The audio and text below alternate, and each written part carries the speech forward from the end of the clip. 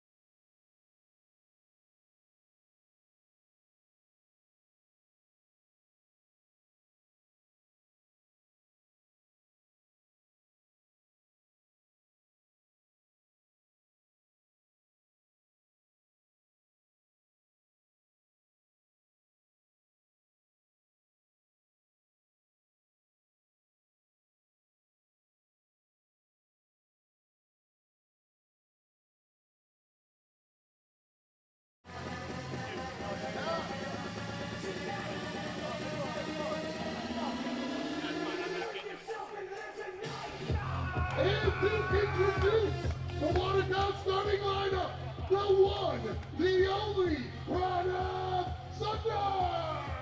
Ladies and gentlemen, your Watertown Rapids starting lineup. In center field, number 17, Malachi Flaherty. Batting second, the designated hitter, Jax, the Super Soaker Miller.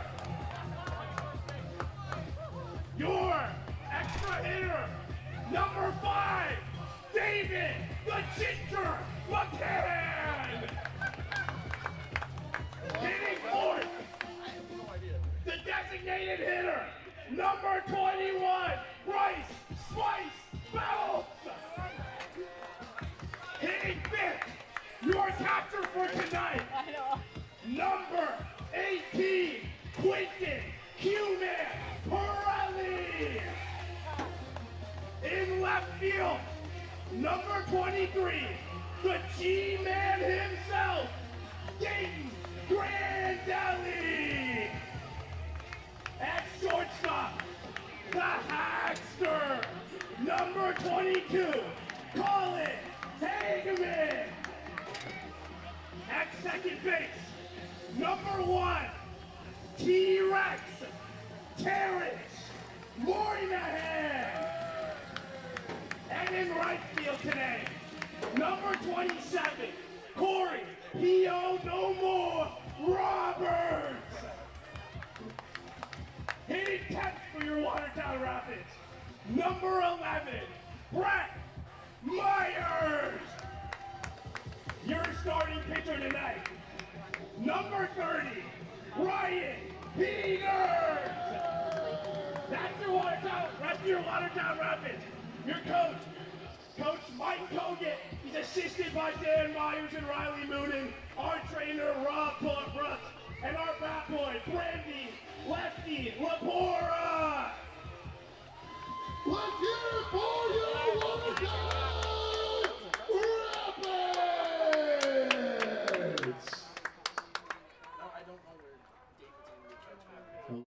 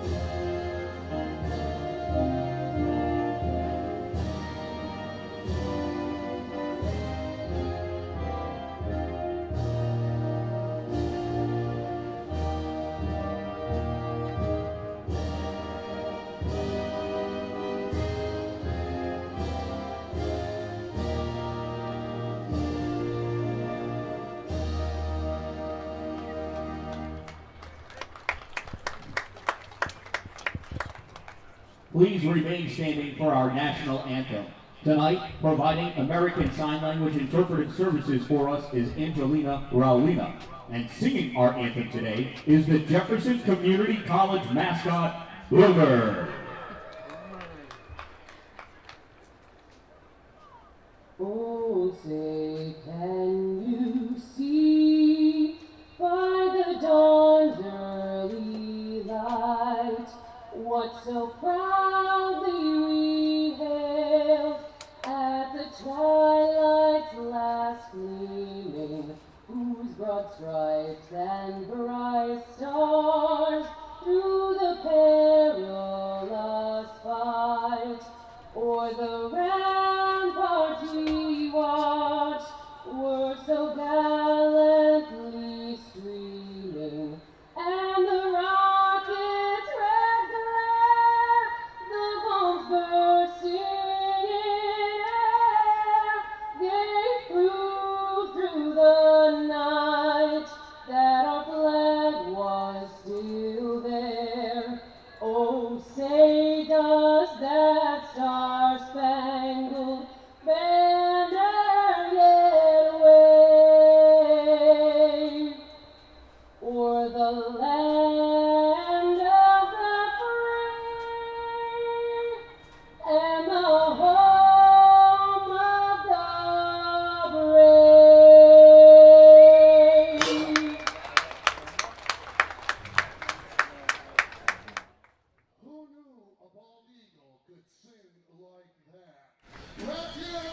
Good evening, ladies and gentlemen. Welcome back to another edition of the Watertown Rapids Baseball, brought to you by NBC Watertown. I'm Nate Madison, and I'm joined along with Connor Lalone here tonight, and we're more than happy and ready to bring you guys another edition of Watertown Rapids Baseball. And Connor, if you want to get us started off here and give us the lineup for the Oneonta Outlaws. Yeah, Nate, it's an absolute pleasure to be here again for NBC Watertown. Always a good time here in Watertown watching the Rapids play no matter who the opponent is, but the opponent tonight are the Oneonta Outlaws, who we saw not too long ago on Sunday night. It's a little bit of a different lineup from Sunday. Starting for the Outlaws in the infield, behind the plate, Anthony Barone. At first, Jack Hopko. Second baseman is Christopher Ubner. Third baseman for the Outlaws is Connor Roach. And then in the outfield, from left to right, Mikey Rodriguez, Jacob Piperchich, and the right fielder, Jared Wade. Tonight's starting pitcher for the visiting Outlaws is Eric Smith. And right now, since you guys are seeing the Watertown Rapids take their reps here to get ready for the game, we will go and bring you the defensive lineup for the Watertown Rapids. We'll start in the outfield. We've got Corey Roberts making his first start for the Watertown Rapids out in right field. Then in center field, we have Malachi Flaherty, and then left fielder is Gaten Grandelli, I do believe. Then we've got on first Bryce Phelps, with Terrence Moynihan at second base, Colin Hageman at shortstop, Brett Myers at third base, Quentin Pirelli, I believe, if I can see that number right, is behind the dish, and Ryan Peters, local legend here in Watertown, is on the mound to start the night off for your Watertown Rapids. Rapids heading into the home stretch of the season this year. This is their second to last home game. They've got the game tonight here. And then we've got a game Thursday and Friday. Check that. So tonight is just, Oneonta Outlaws trying to make the push to the playoffs here. And then they've got a couple of great theme nights and promotions coming up. I know the Watertown Daily Times are going to host a night here. The Jefferson Community College alumni are hosting their night here. And then roll into Friday with a fan appreciation night. Ryan Peters takes the sign, and we are about to get underway.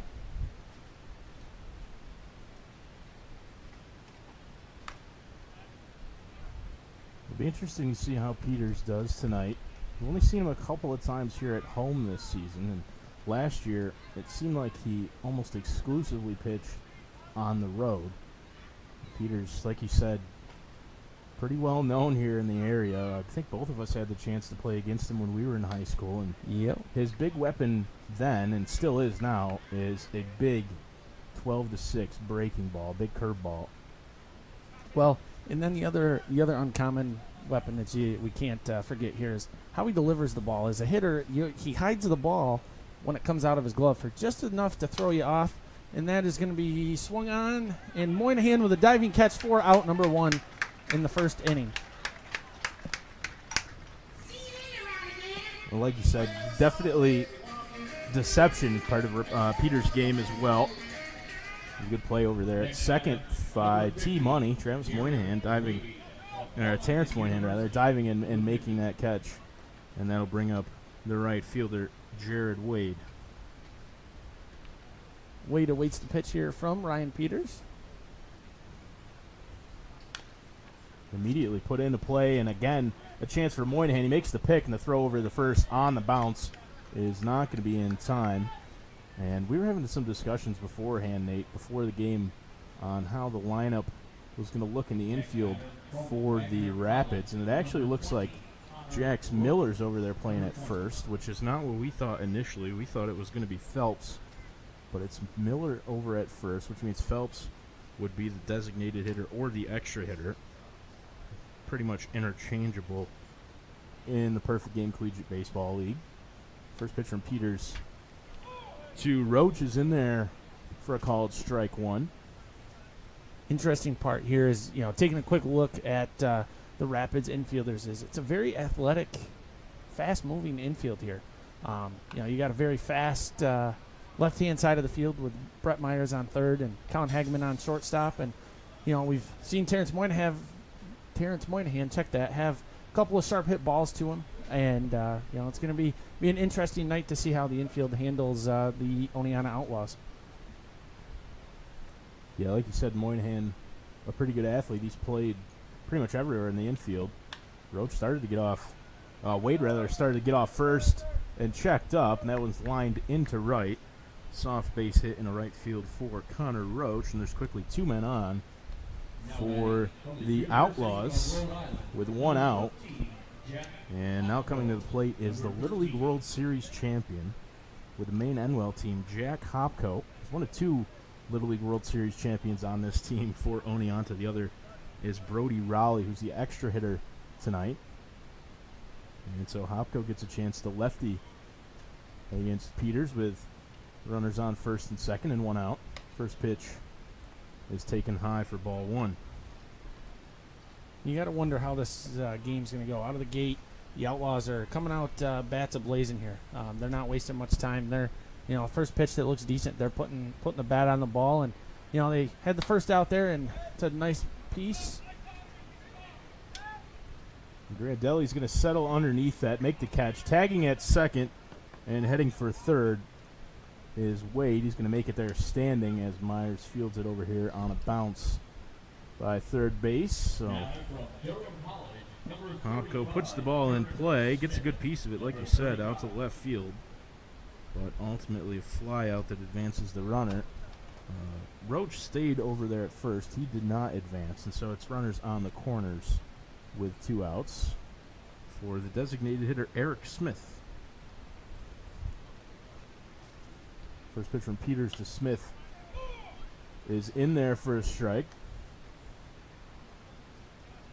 Pitch looked like it clipped the inside corner. Well-placed pitch by Ryan Peters here in the early going of the first inning. Yeah, I was going to say, up here it's a little bit difficult to tell. Sometimes your vantage point at home is better than ours from that camera out in center field. That first pitch looked to me like it was a little bit inside, but might have caught the corner of the plate, like you said, Nate. Now, second pitch missed, though, and it's 1-1.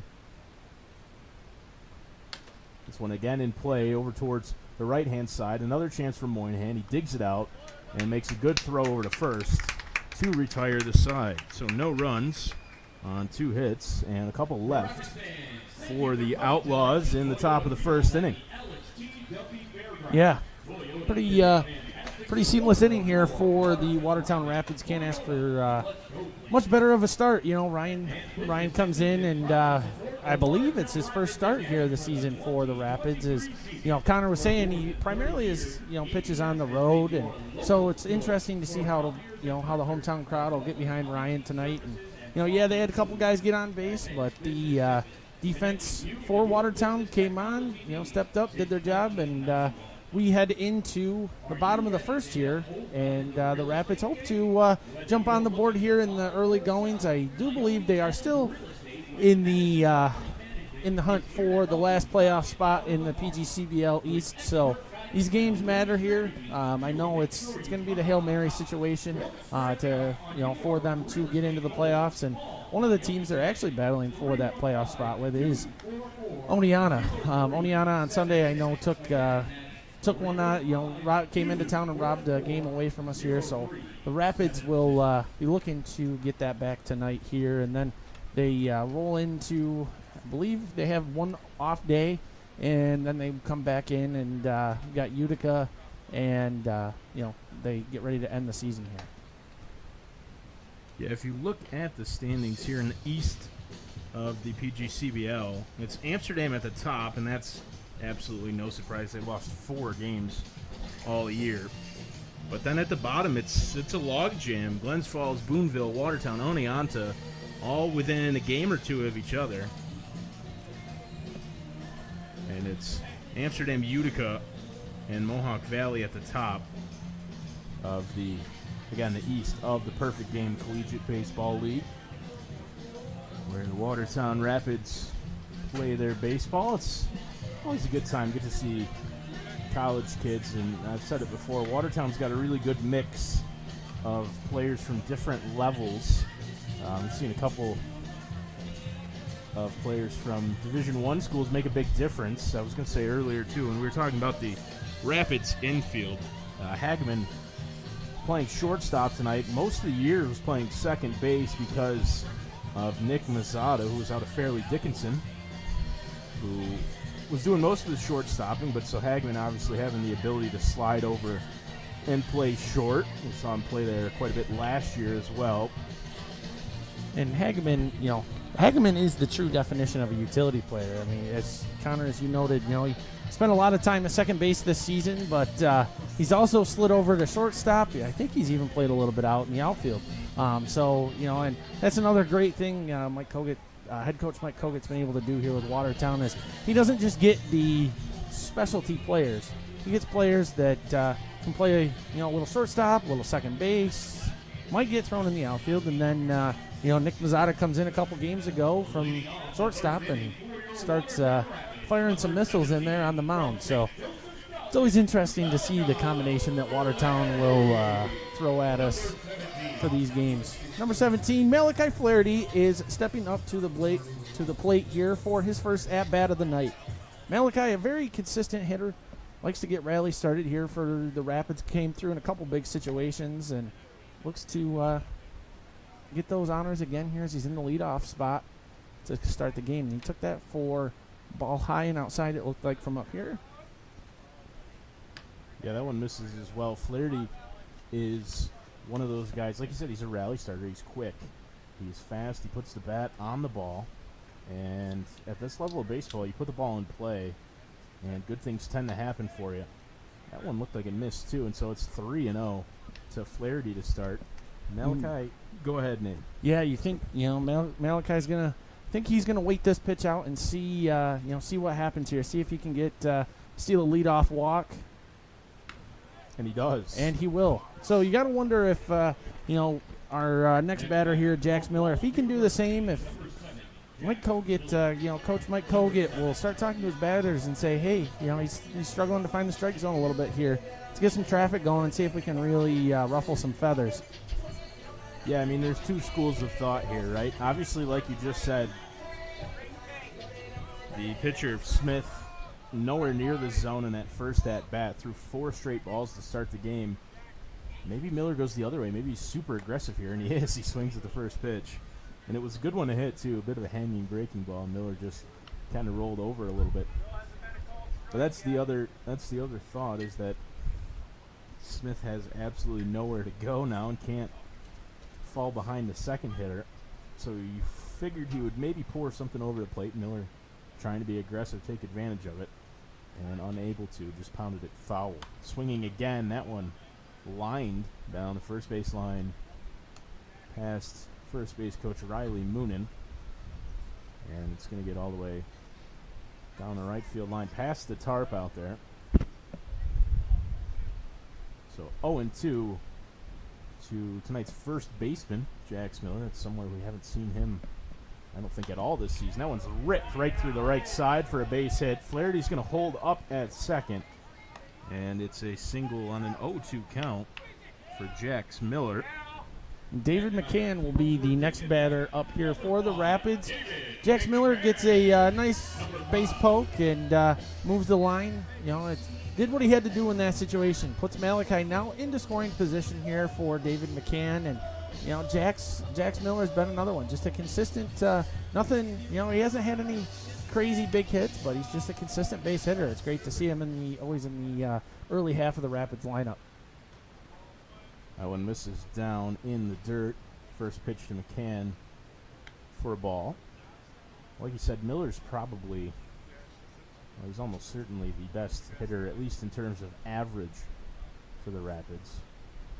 But he's just been very consistent all year. Seems like he's 2 for 4, 2 for 5 every night.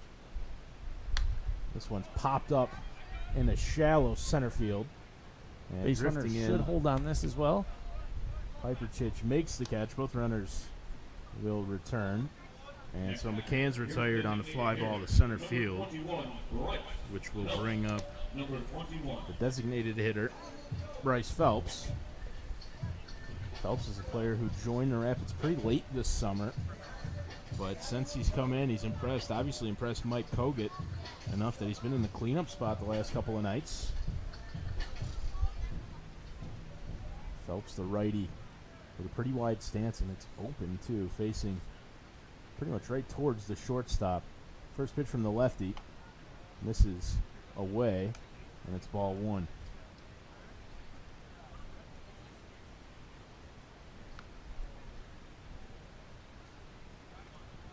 Flaherty on second. Miller on first with one out for the batter Phelps. And Flaherty's going to try to steal third. He dives in, and he's called out trying to steal third. Flaherty looked like he was trying to jump one there on the pitcher, Smith. And Mike Smith Eric Smith rather, stepped off and threw Flaherty off at third. I think a little bit of miscommunication there between Malachi Flaherty and Coach Mike Kogut. Seemed like he just kind of took off on his own on that one, and could see some frustration from both sides on that. And I think Malachi thought he had a better read on that. So now we have 2 outs here in the bottom of the first. We got a guy on runner on first base. Now Miller's on the move, and the throw from his knees is well late from the catcher Barone, and Miller sliding into second, safely on the stolen base. It's up now, and he's trying to shake that one off. I think he got tagged pretty up high. Yeah. Miller now Appears he took that tag to the head. Wasn't the best slide. He did slide in pretty high into that. So I think it was a combination of a high tag and high slide that might have got the wind knocked out of him just a little bit here, but he shakes it off and is ready to get rolling here. 3-0's the count to the hitter Phelps. The second 3-0 count here in the first inning for the Rapids. Flaherty got ahead 3-0 and then walked to lead the game off. 2 outs, man on second after the stolen base. Pitch is down and outside.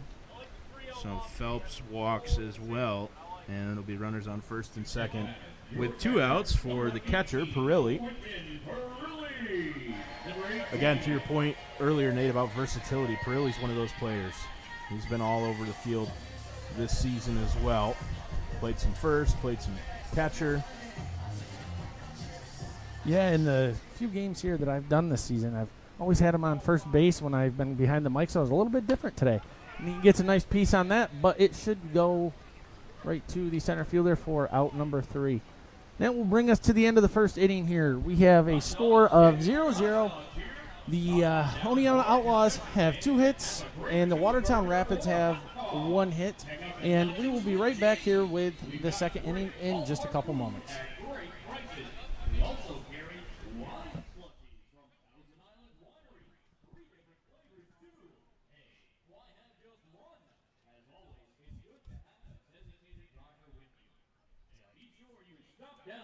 Wazoo Warehouse and check out all the great merchandise. All merchandise is buy one, get one for 50% off at the Wazoo Warehouse.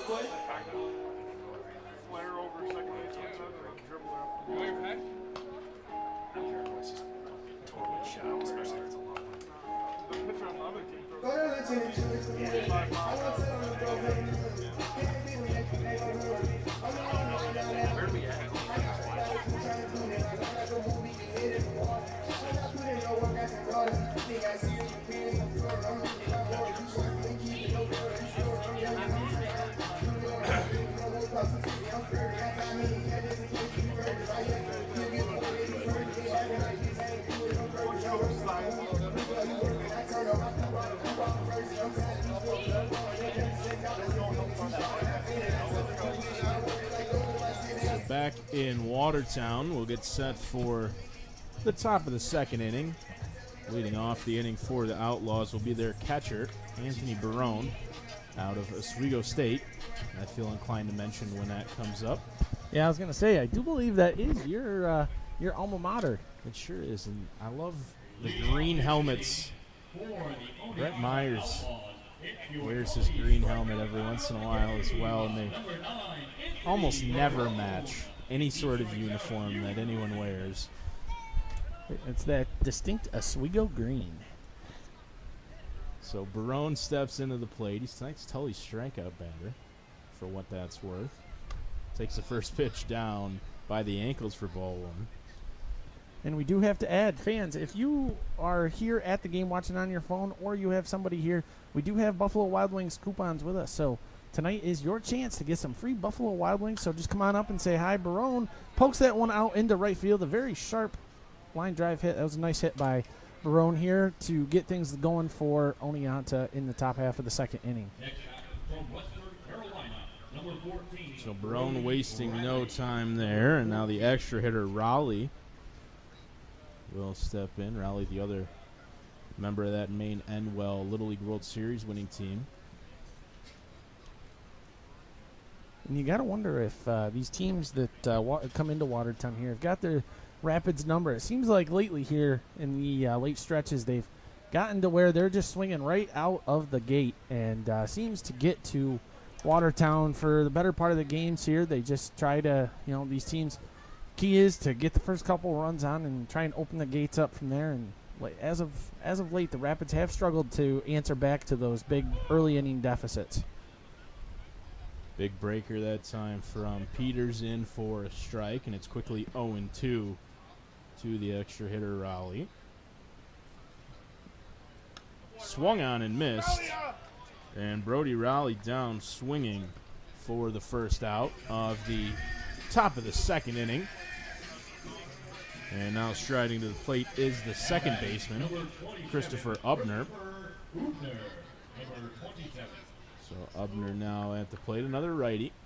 He's got a man on first. That's Barone, the catcher, with one out. Peters comes set and delivers now, and that one missed somewhere, ball one. Again, the angle not always the greatest from up here where we're trying to watch the game, but that one looked pretty good from up here. Called a ball by the umpire. That one sliced foul and out of play. It's going to take a bounce off the concrete over there and over the wall, I believe. That'll make it 1-1 to the second baseman. On the move is Barone, and the throw from Perilli is actually handled really well by Moynihan, but in safely with a stolen base is Anthony Barone. Pirelli with I don't think a whole lot of catching experience and a very quick pop time on that one, and just the throw was a little wild, but Terrence Moynihan handled that really well on second base. Interesting to see from Pirelli here in the early goings. Yeah, Barone got a really good jump there as well. That's part of the reason why that one was stolen. This one's lined into right field. It's going to fall in front of Roberts, and Barone's going to try to score, and he will safely. Nobody covering first as Miller came in to field the relay.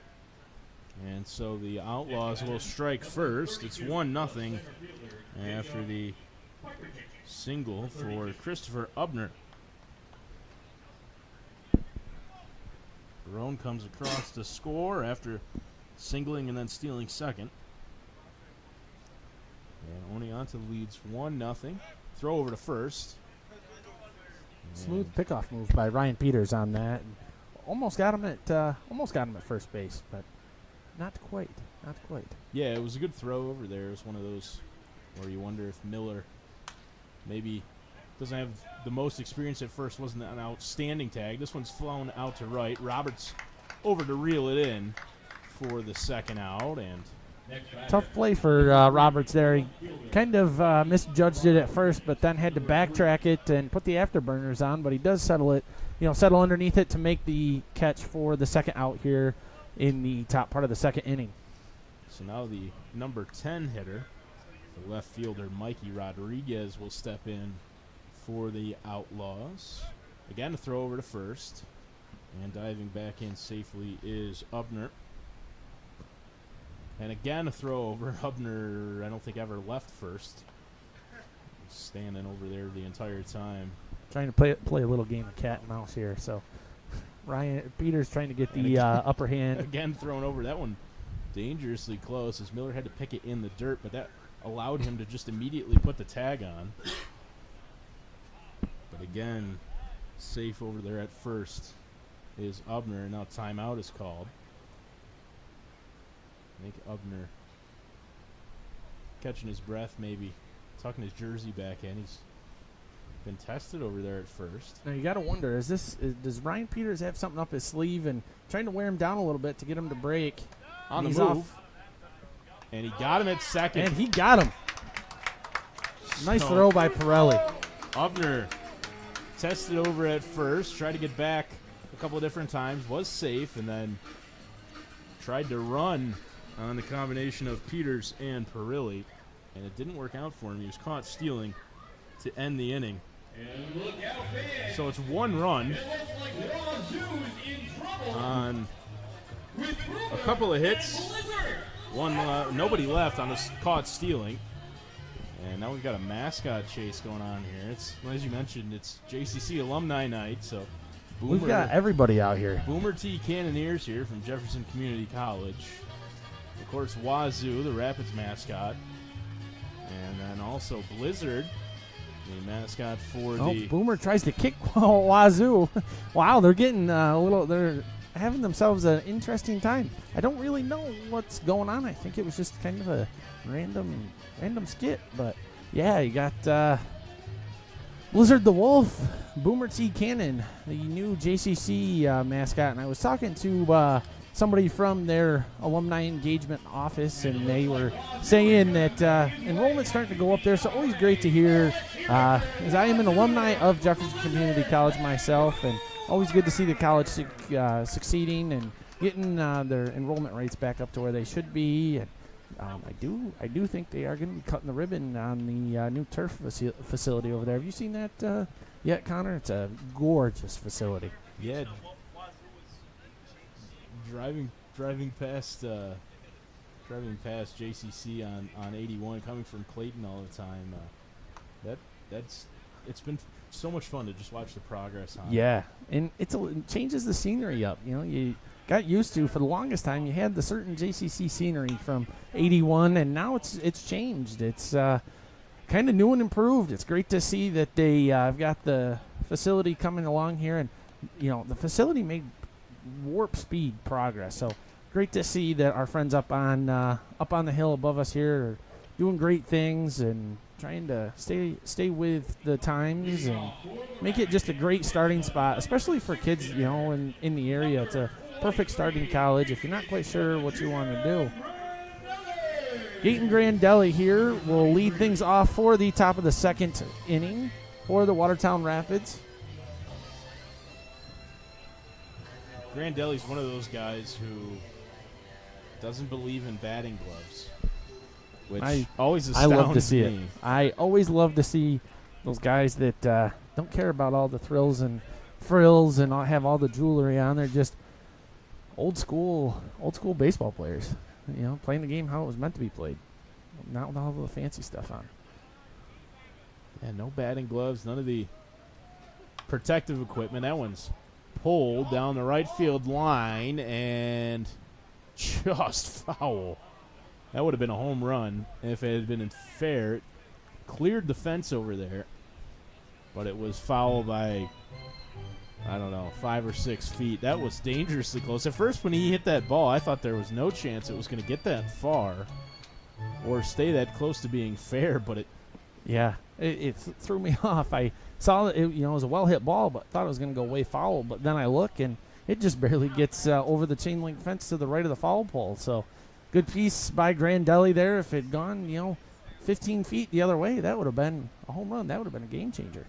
Well, the wind is blowing in from right to left. Not sure how much it really affected that ball, but it is blowing in from right to left. That one's high, up by the head of Grandelli, misses for ball 3. So it's 3-1 to the Rapids 6-hitter.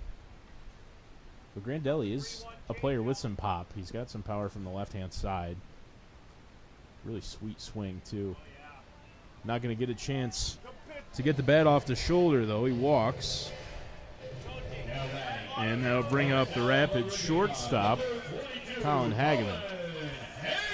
The Outlaws look like they are playing with the middle infielders, giving these hitters a couple steps. And, on the corners, they're holding pretty tried and true right now.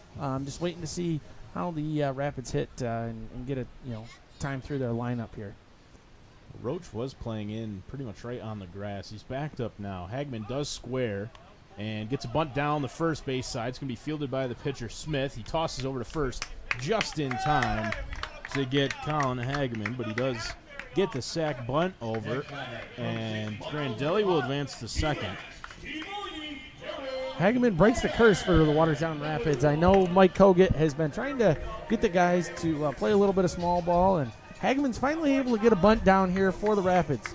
Beautiful sacrifice bunt. Went exactly where it needed to go, and it puts Grandelli on second base here and trying to get some traffic rolling here in the second inning, and looks like the Rapids are off to a pretty good start out of the gate here with that.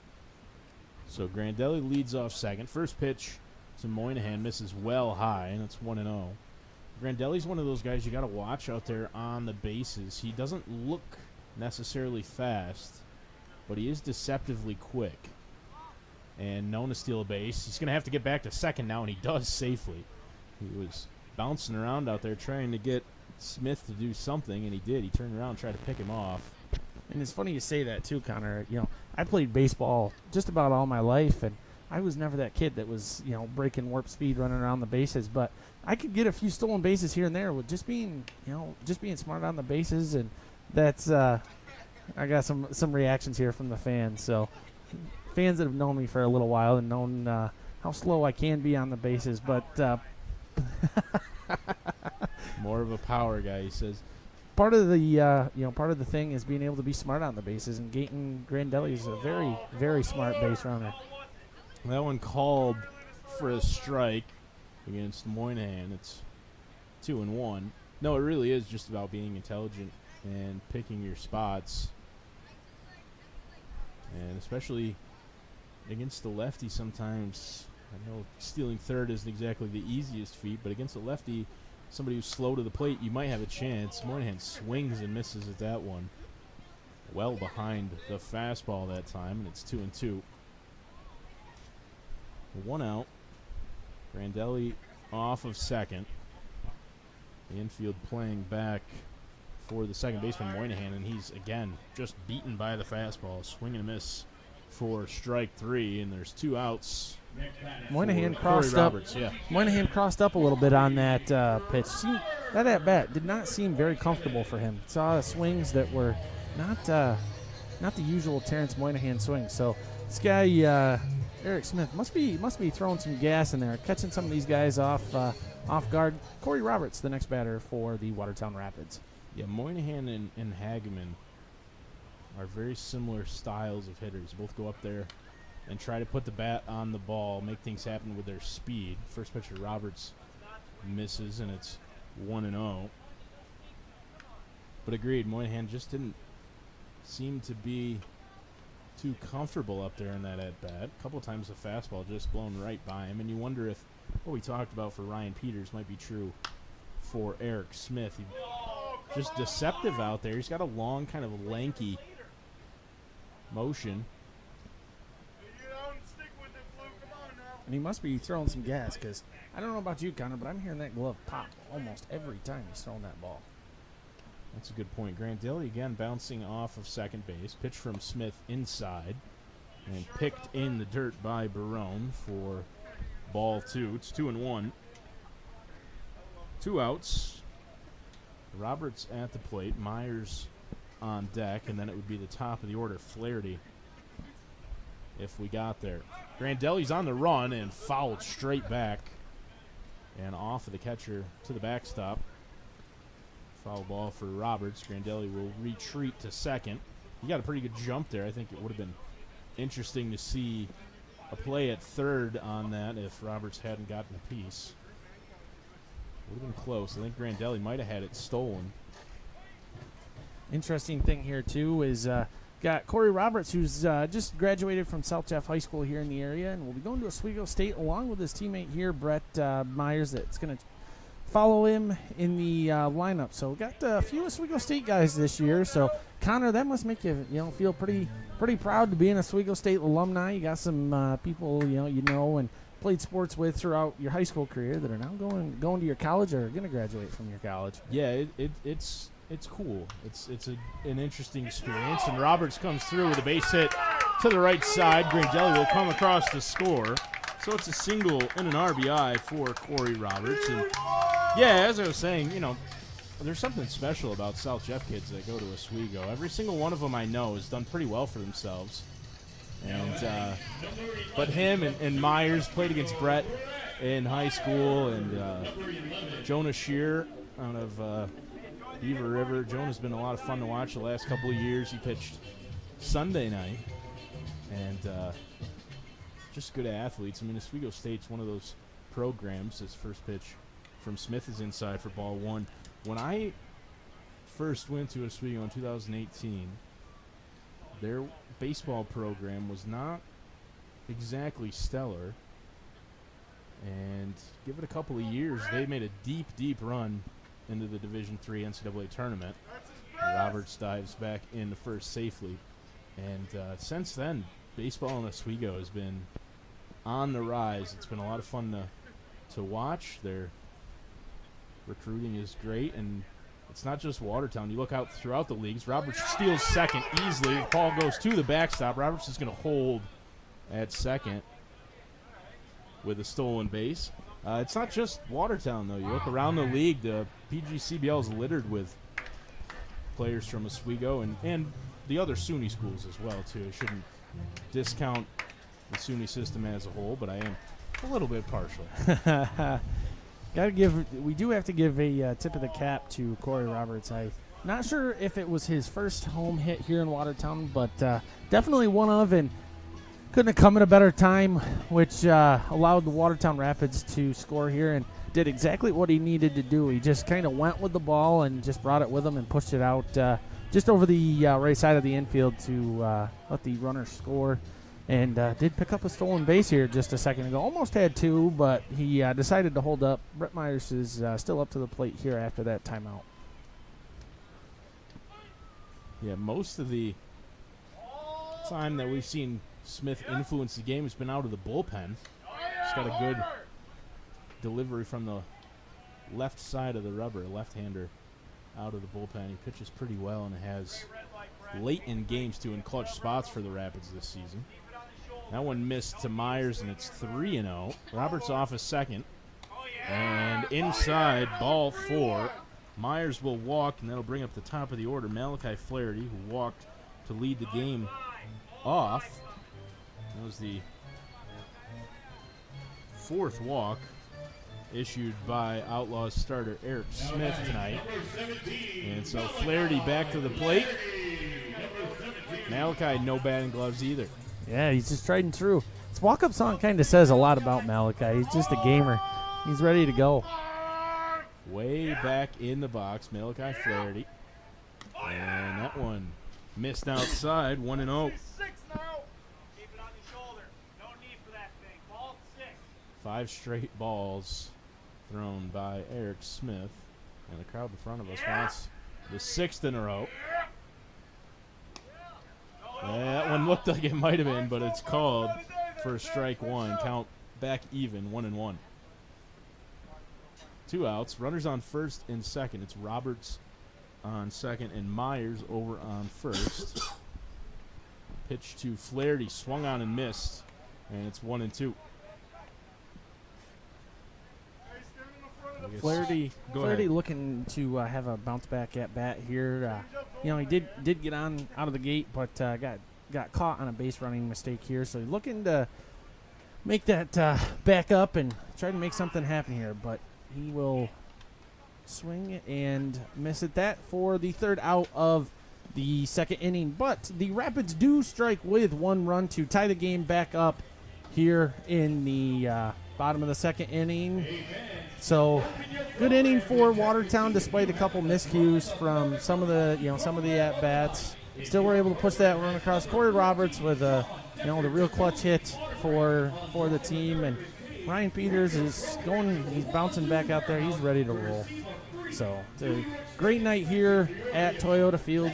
Still got plenty of time, fans. If you haven't made it down to a game yet this summer and you're still watching, well, what are you waiting for? Come on down. The Rapids, they got great family fun here. They have Wazoo, the mascot. Tonight, we've mentioned a couple times, they've got Blizzard, the Watertown Wolves mascot.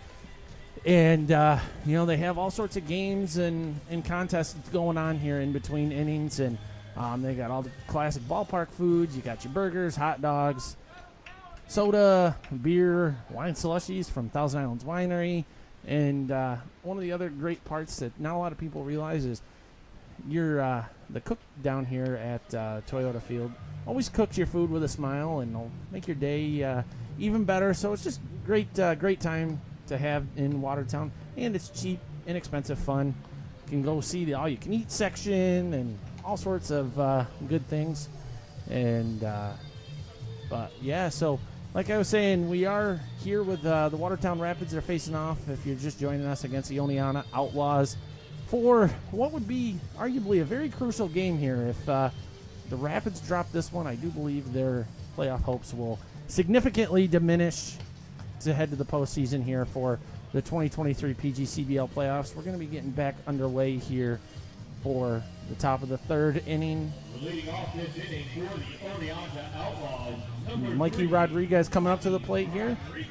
Yeah, Rodriguez due up again here because in the last inning, the third out was made on the bases on a caught stealing. Upner thrown out trying to steal second, so Rodriguez back up to lead things off, and the first pitch is put in play. It's foul down the first baseline. Rodriguez did well to reach out and poke that one the other way, but unable to steer it fair, and it's allowed strike number one. Pitch from Peters. Breaking ball misses down and away. Count back even at 1-1. Swung on and missed. Big cut that time from Rodriguez, but he comes up empty, and it's 1-2. Peters working quickly now. As I say that, he takes a long pause, shakes off a couple of pitches. He does come set now. Peters finding his groove here. Had a little bit of a shaky first inning, but now is really settled in and has got command over the Outlaws in the game here. So I do expect that we will see Ryan Peters go pretty far into this game here tonight, which will be great to see, and see him go the distance. Looks like that ball just missed. Can't tell if it was on the inside corner or outside edge, but that is in there for a ball. We got a 3-2 count here.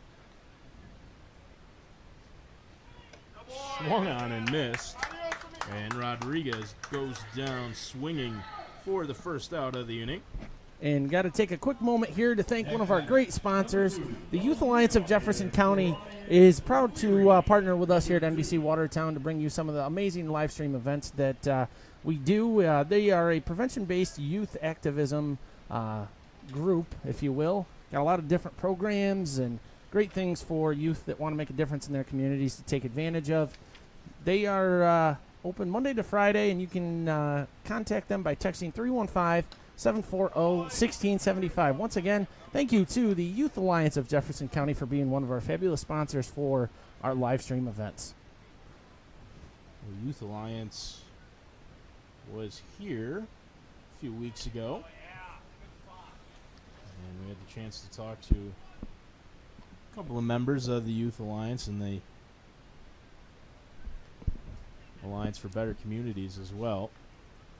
Yeah, they did have a big night here at the ballpark, and just a great group of people. I've really enjoyed working with them and seeing the different programs that they have for youth to take advantage of. I know they've got some yoga programs, so What do you think, Connor? Think we should go try some yoga out one of these days? And Well, I was always a big fan of it when I was in high school. We used to do a unit in gym class. And yeah. I carried some of that over to the baseball season, tried to stretch out and stay loose back there behind the plate.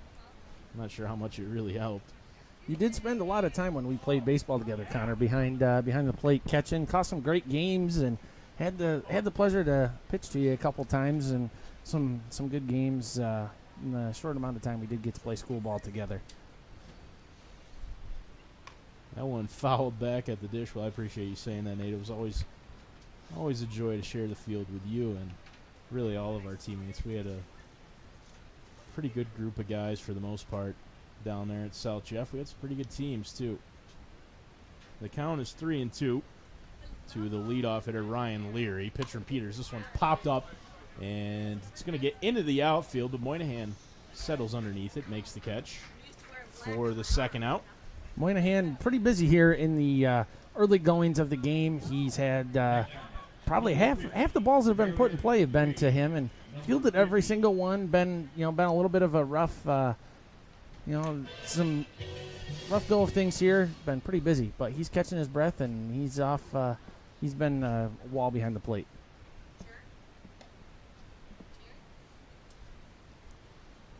We're being awarded.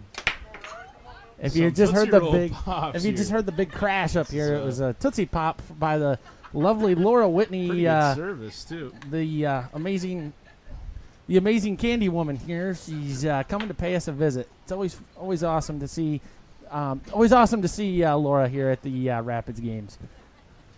And she's always here too, Laura Whitney.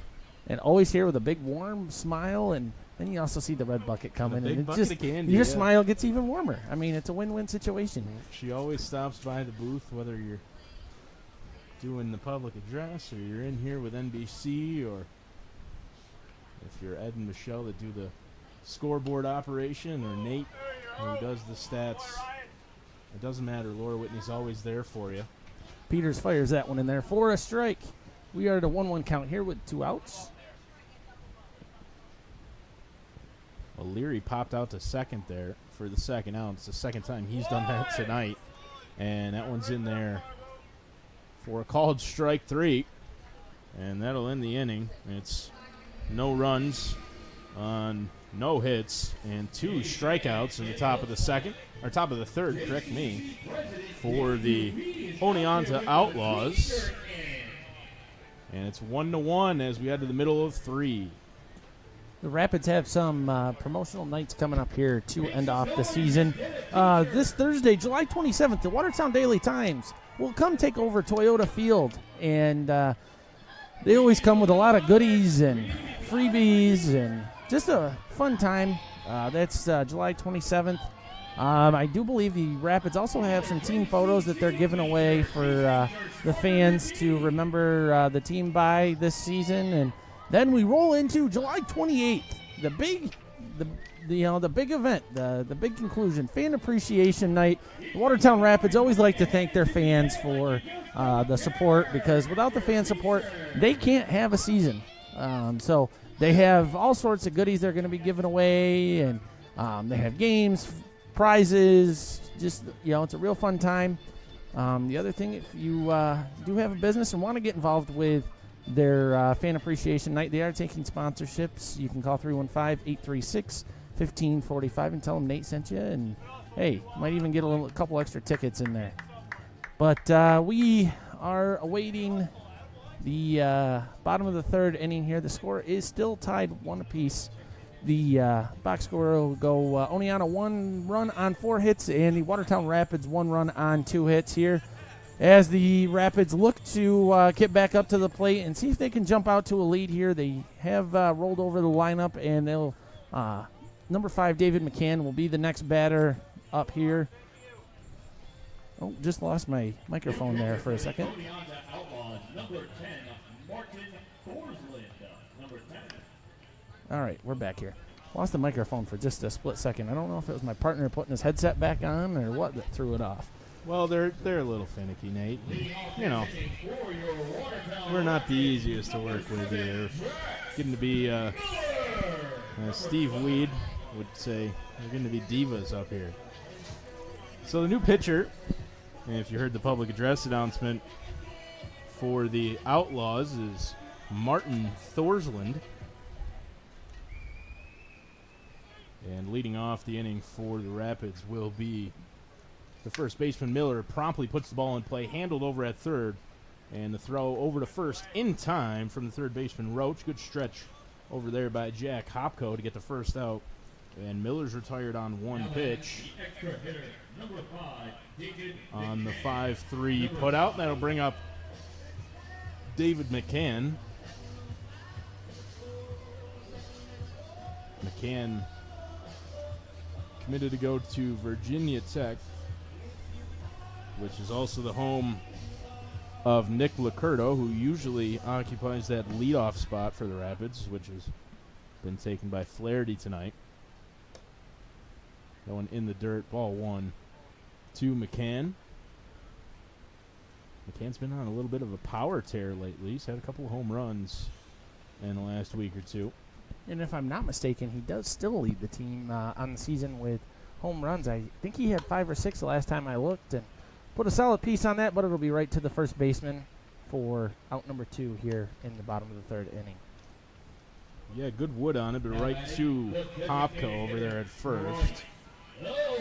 And quickly, there's 2 outs here in the bottom of the third. That'll bring up the cleanup hitter, Bryce Phelps. Phelps walked in his first plate appearance.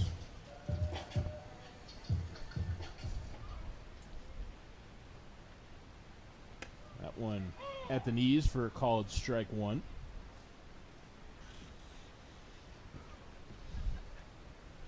So 0-1 to Phelps. That one misses high, and it's 1-1.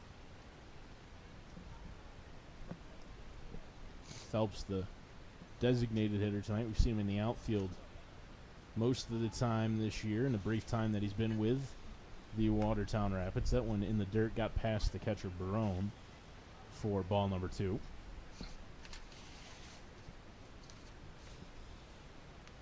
Well, as you mentioned, Nate, it's just a gorgeous night for baseball. This one in play and into the hole in between short and third for a single for Bryce Phelps. He's 1 for 1 now. Reached base both times to the plate. And that'll bring up Quentin Perilli doing the catching tonight. Perilli, as we mentioned, played quite a bit of first this year too. Listed initially on the Rapids roster as pitcher / outfielder. And he's done a lot of catching, a lot of first base.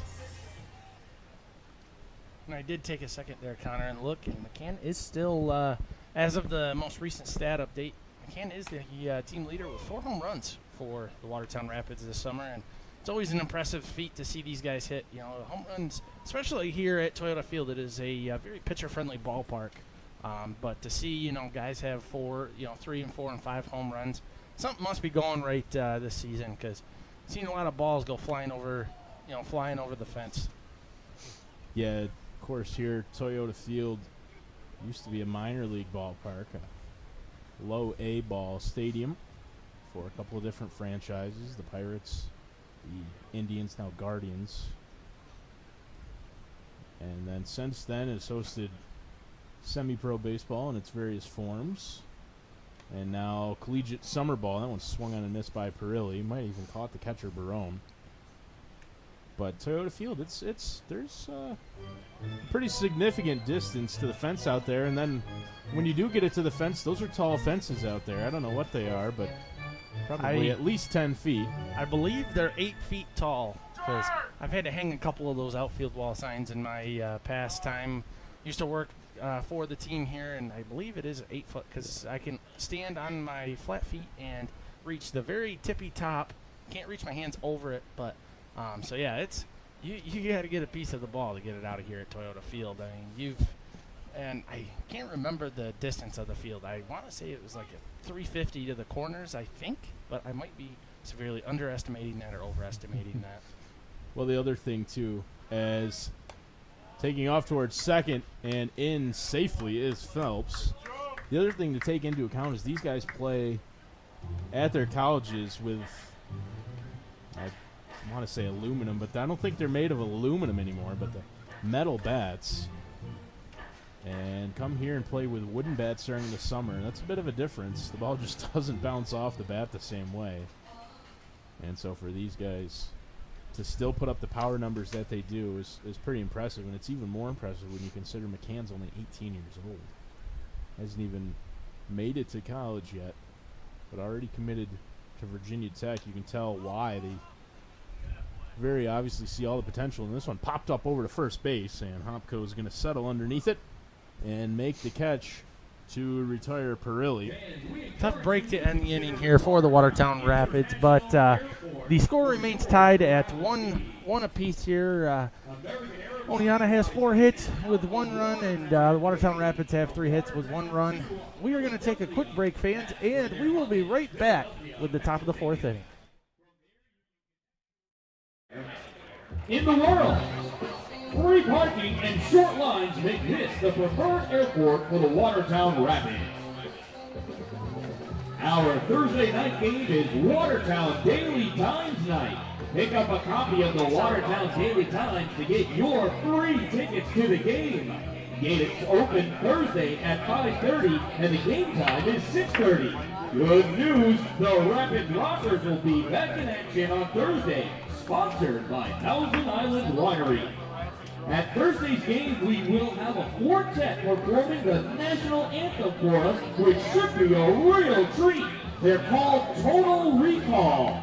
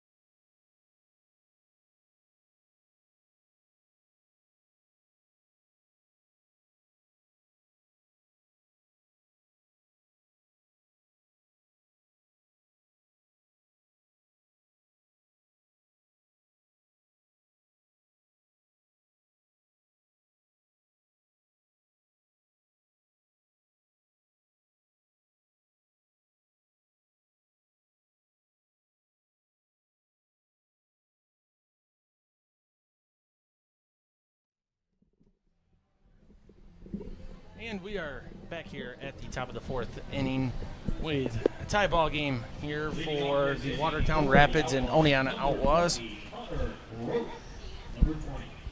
Connor Roach is the next batter up here. He's the 3rd baseman tonight for the Oneonta Outlaws.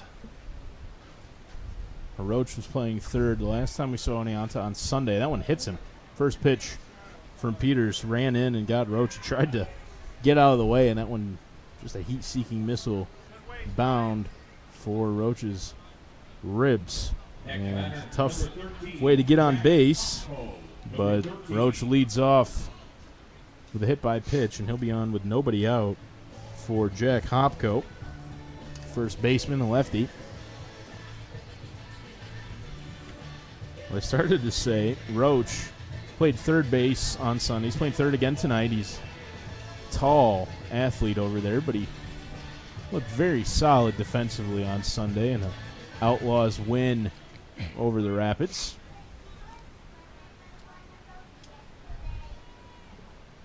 Hopko now the lefty. First pitch from Peters misses outside. 1-0.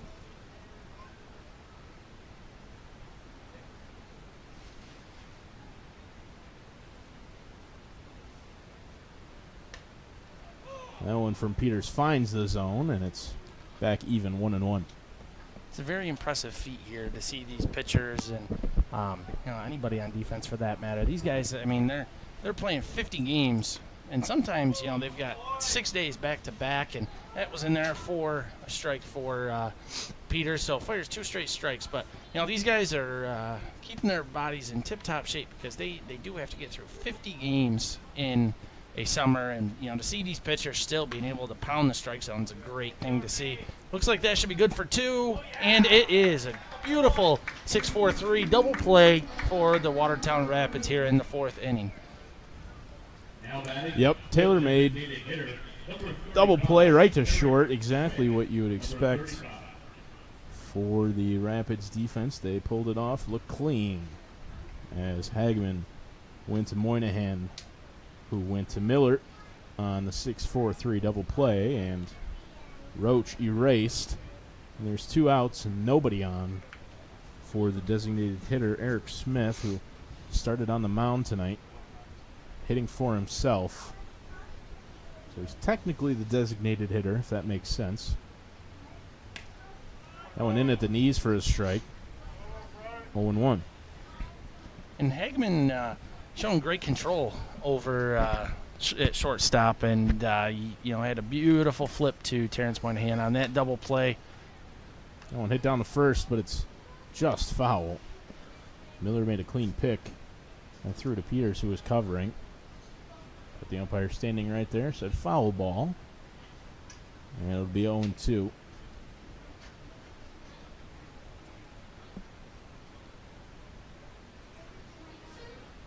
Smith calls for time at the plate.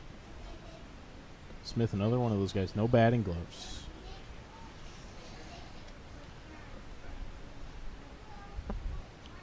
Wide stance from Smith. Here's the 0-2. That one misses up and away, 1-2. You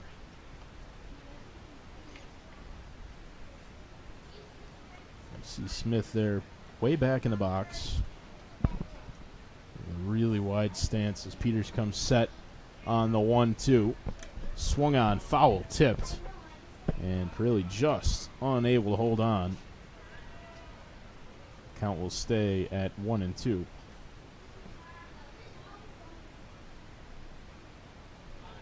2 out, nobody on after the double play.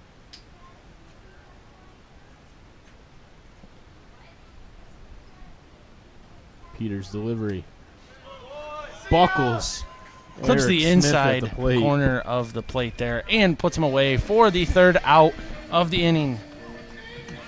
He absolutely fooled Smith there. Had him buckling at the knees. The strikeout looking, and it's no runs on no hits. A hit by pitch, a double play, and a strikeout looking as we head to the middle of the 4th. It's tied 1-1, and we're getting ready for the great foodie race here. Connor, who do you got for the great foodie race? Who do you think pulls this one off? I always, if I'm up in the booth, I try to pick a winner. If it's a couple of us, we try to kind of bet and see who's going to win here. Well, I know it's a fan favorite thing too. Is they always try to make a bet on who's going to win. My gut feeling, Nate, is got to be the hot dog tonight. I'm going maple syrup. Maple syrup looks like a good competitor as well. Hot dog just seems like he's a born winner. Maple Here syrup we go. out to the lead. Hot dog slowly behind. The maple syrup is out in a commanding lead as they come around the corner here. The maple syrup, the hot dog, the maple syrup wins. That was about as close a race as we could have asked for. And we were both spot on, man. The hot dog and the maple syrup. And I think you're right. I think the maple syrup just edged it out there at the last second. Coming around the plate, he looked like he had a bigger lead than it ended up being. Hot dog did some catching up. But the maple syrup wins the great foodie race here in Watertown. And that's just one of the things that Jay Madison, the entertainment crew here at Toyota Field, do so well. Get the fans involved, especially the young fans, and give them a fun experience. That's something those kids won't forget for quite a while, I'm sure. I know I would have killed when I was a kid to be on a great foodie race. It's one be of those able to be out on the things, field, and when you look back at it, you're 25 years old and you go, "Hey man, remember that time when I dressed up as a hot dog and I lost in a race to the kid who was wearing the maple syrup costume by an eyelash at It's one of those things that's so bizarre and so wacky that it's probably never going to be forgotten by those kids. And it's just one of the things that Jay Madison, your father, does so well. He's so good at getting the fans involved here in Watertown. He's a really big part of what the Rapids are as an organization and want to be.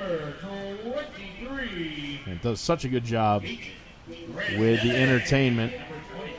Gaten Grandelli will be the leadoff batter here for the Rapids in the bottom of the fourth inning. Gaten Grandelli got himself on board when the Rapids pushed their first run across here in the second inning. So Gaten hopes to jump back on board here, and believe he walked last time, but he looks to get himself on board with a base hit and get things started off. And he'll be followed by Colin Hageman and Terrence Moynihan to get the fourth inning rolling here at Toyota Field. Well, you're spot on, Nate. It was a walk in his first time up. He sacrificed over to second, and then nearly stole third. Got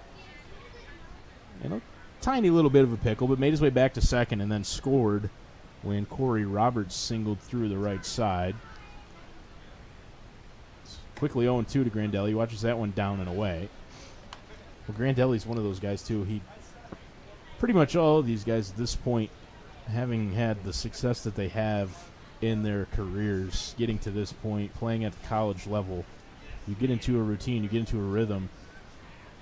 Grandelli's one of my favorites to watch. He goes up to the plate, and that one's lined in the right he field. Gets a That's nice get piece down. of it. That might be 4 extra bases. He's going to second, and Grandelli will be in with a stand-up double. Nope, he's heading to And third. he's going for third. And it's going to be a close Will he play make here. it? And Grandelli And he makes safely. it. He slides under the tag. Third baseman over here on this near side, Roach, immediately pointed to the umpire like he thought that Grandelli might have come off the bag at third. But, again, Grandelli, one of those guys, tricky speed. And Grandelli turned the afterburners on that, folks. You would have thought he was going to stay at second for a stand-up double, but he was like, hey, why not? I'm going to push this through, and works himself a leadoff triple here in the fourth inning to bring up Colin Hageman, the shortstop here.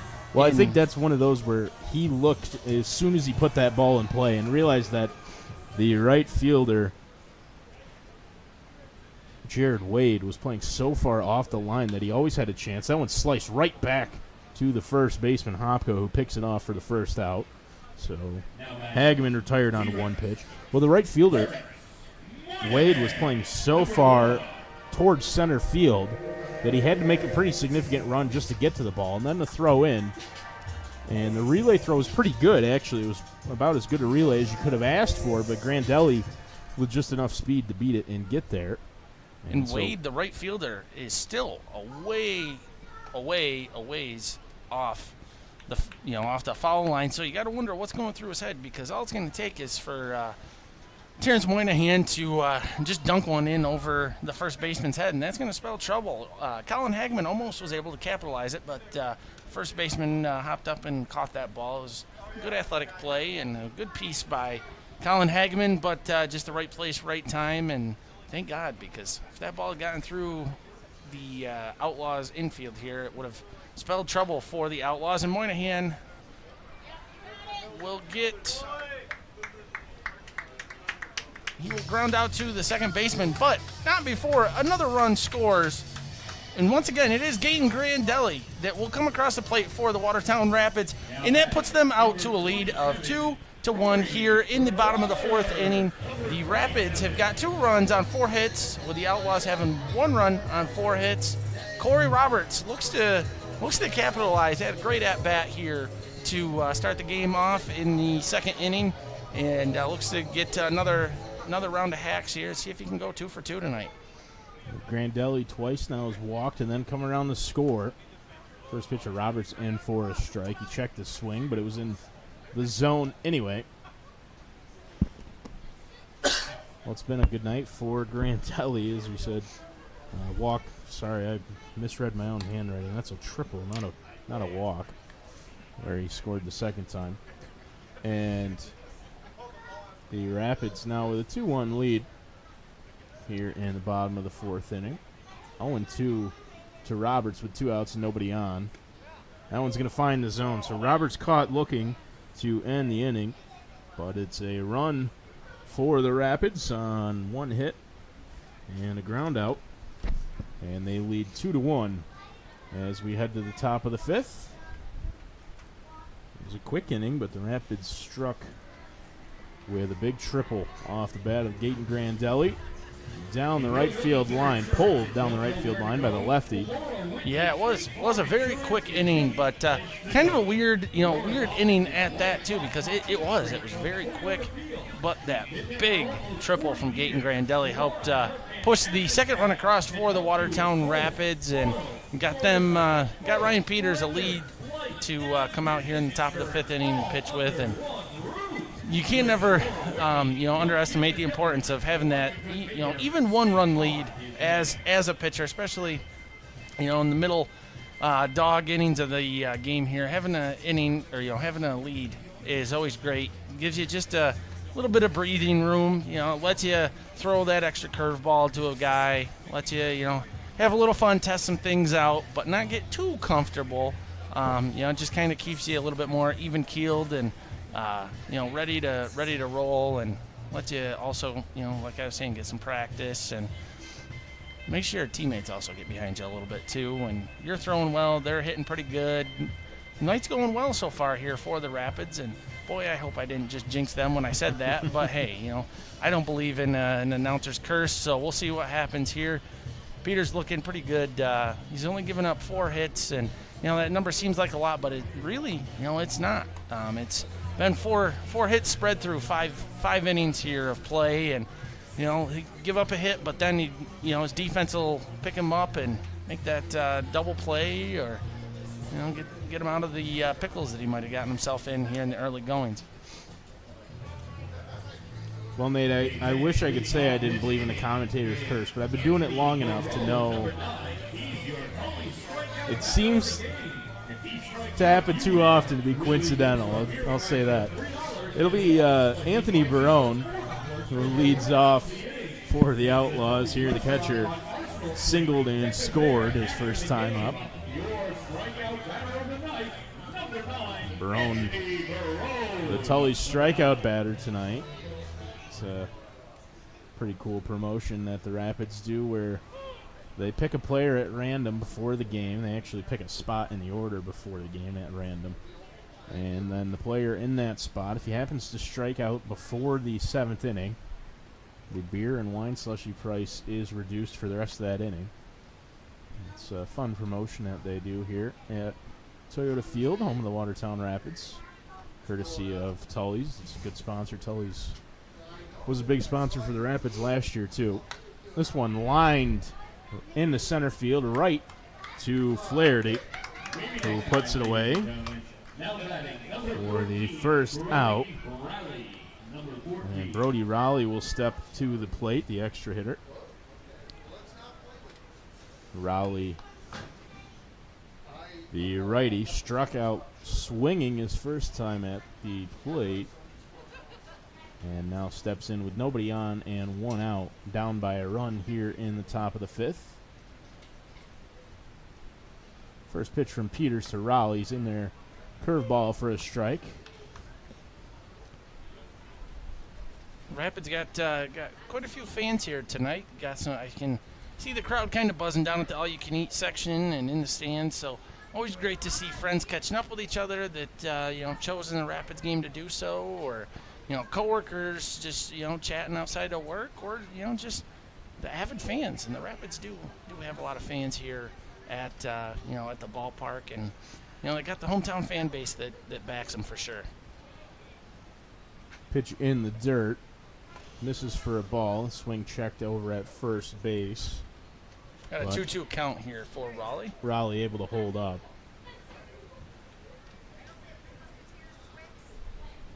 Pitch from Peters. Swung on and missed. And that's strike number 2. It'll be 2-2.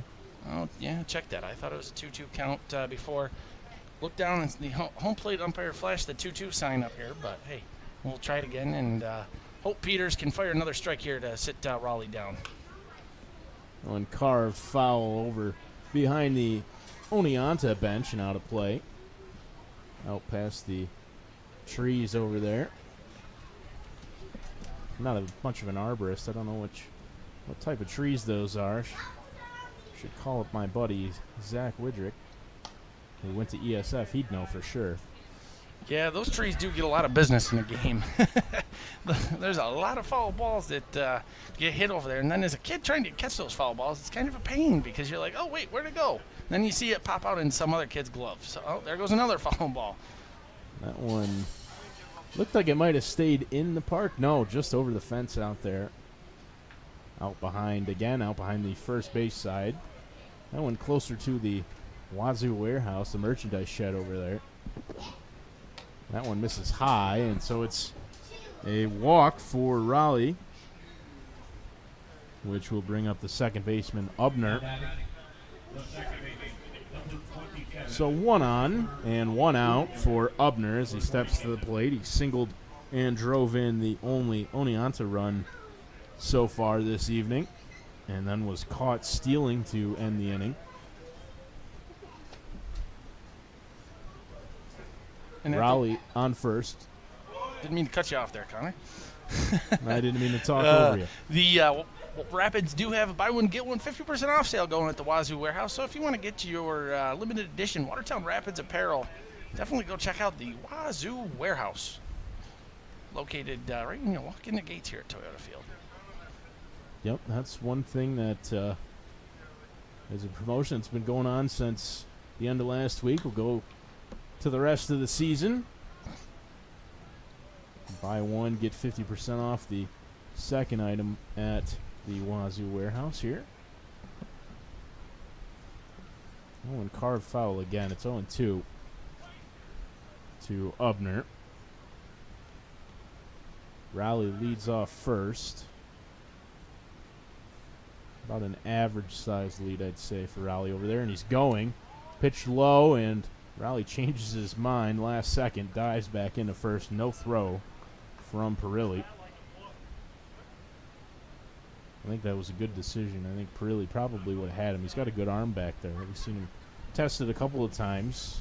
The first one, he made a good throw just slightly to the left, and the second time he threw out Ubner, who was caught stealing the first time. This one lined into right field. It's going to get down for a base hit, and Ubner is got his second hit of the night. Rowley's going to make his way to third, and there's going to be runners on the corners with only 1 out, and that's going to prompt a mound visit from Rapids head coach Mike Kogut. Can't tell from up here if there's anybody up in the bullpen for the Rapids. Getting a little help from the unofficial NBC crew here in front of us. There's a number 6 up in the bullpen, I believe. 6 is Tech Nash, if I'm not mistaken, for the Rapids. Tech Nash is definitely starting to get loose out there in the Rapids bullpen. So Nash is a man that we've seen several times out of the bullpen for Watertown. Righty, throws hard, but at least for the time being, Peters is going to stay out there on the mound. There's runners on the corners with only 1 out. Be a really good time for a ground ball for Peters.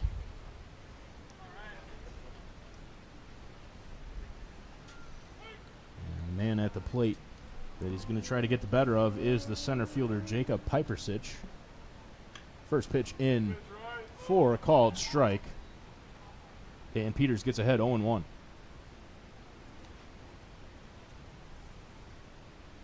It'll be interesting to see if Ubner thinks about going. He does. And that one poked foul into the bleacher seats down there behind first base, and it's 0-2. Right as I said it, right on cue, Ubner took off trying to steal second. Was thrown out earlier in the game to end the inning. See if he's on the run here, and he's not this time. Pitch misses. 1-2.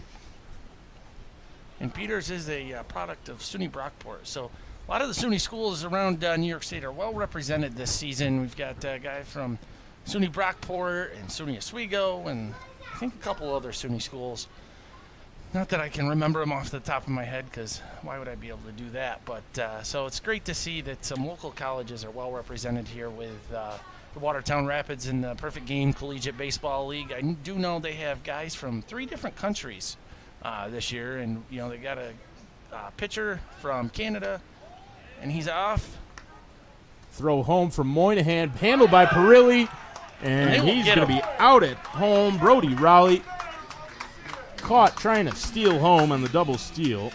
Upner will advance to second, but Rowley thrown off. Moynihan came in to cut that one off before it got to the base at second. Made a good throw home on the one hop, handled extremely well by the catcher Perilli, who was then able to just immediately apply the tag.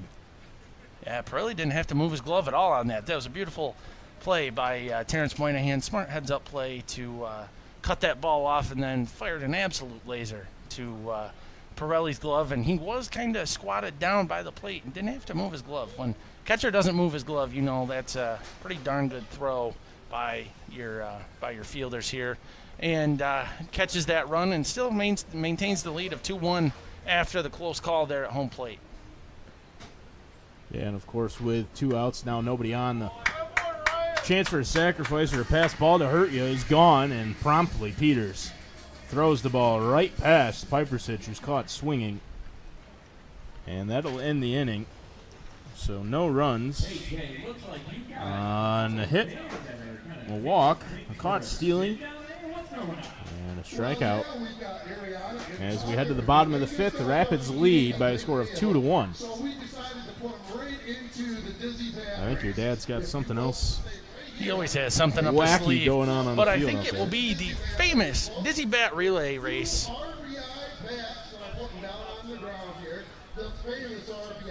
This is always a good time. Dizzy Bat race. Give 2 kids heavy, blunt objects, ask them to spin around to the point of dizziness, and then try to run. It's a good time. It's good old-fashioned American fun. Nothing quite like the Dizzy Bat race. Staple many, many baseball games. And set for it here. Looks like they're both doing it in Crocs. They are. That's going to play a little bit of a factor.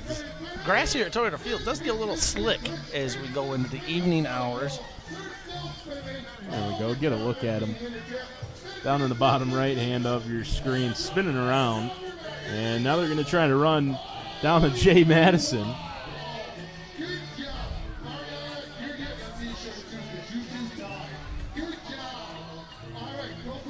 And just a good time. Dizzy Bat race. In between innings here as we get set for the bottom of the 5th. Brett Myers will lead things off here for the Rapids when we come back to the 5th inning here.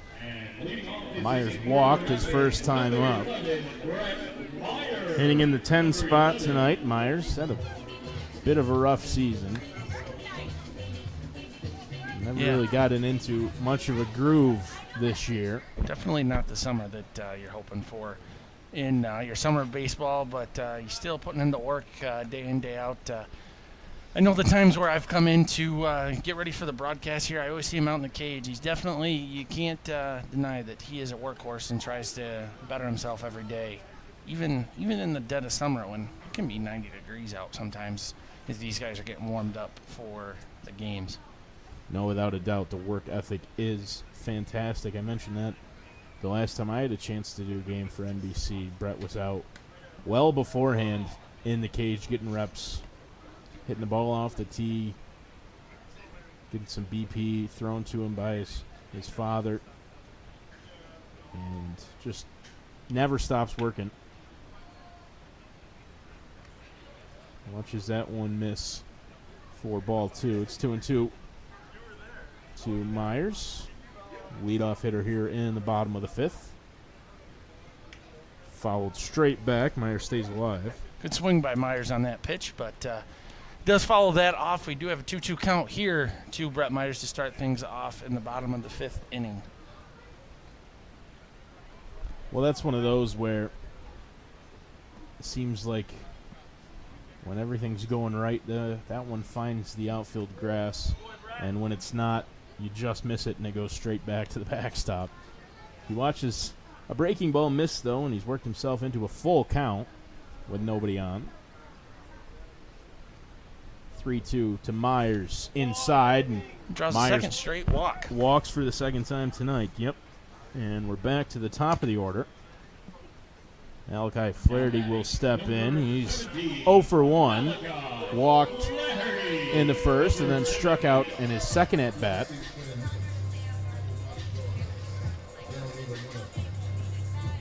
See Coach Mike Colgate giving the sign to Brett Myers, so you wonder if he's going to be off. You know, if he's going to try and swipe a base here in the bottom of the 5th inning and get some traffic going, put a runner on in scoring position. Well, as you mentioned earlier in the game, Myers pretty athletic. Got some decent speed over there. See if he tries to make an effort. He wasn't there. The ball was called a strike to Flaherty. It's 0-1. Kind of wonder if they might be putting a little bit of a hit and run on here. Flaherty is sort of half squared. Now he's squaring for Button. He pulls the Butcher Boy and lines this one into right field. It's going to get down for a base hit. Down. Myers held up. He wasn't sure if it was going to fall in. Flaherty's going to slide into second. Myers holds up at third. And the Butcher Boy double for Flaherty means there will be runners on second and third. And nobody out here in the bottom of the 5th inning. That hit and run works perfectly for Coach Mike Colgate. You knew he was up to something there. He was giving both Jax Miller, or check that, Malachi Flaherty and Brett Myers signs a couple times, so they were up to something. They either wanted a sack bunt, a steal, but then Malachi Flaherty comes through big time and puts a booming double out there for the hit and run. So now here's Miller with 2 runners in scoring position and nobody out. Takes the first pitch at the knees for a called strike. Miller looks to capitalize on the nice hit from Malachi Flaherty and push a couple runs across. So a base hit should score 2 in this situation, given the athleticism by both base runners. The 0-1 from Thorsland is inside. 1-1 to the Rapids first baseman.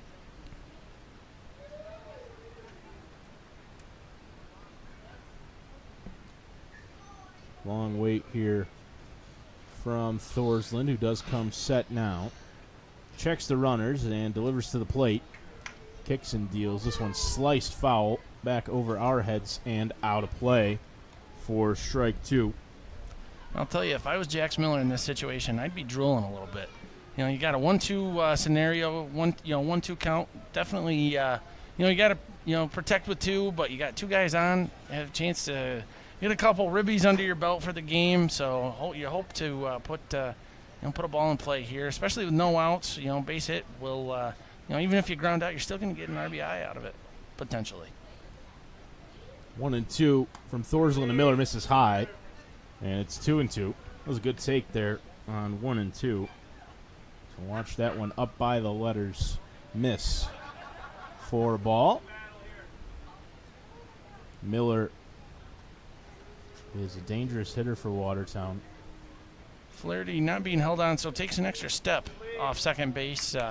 Brett Myers still a very conservative lead, doesn't want to give up that first out on the bases. In an inning, you never want to give up your first out on the base paths. And certainly, Watertown just got a little bit of the momentum here and want to capitalize on that, push another run across, and jump that lead out to 2 runs on the Oneonta Outlaws.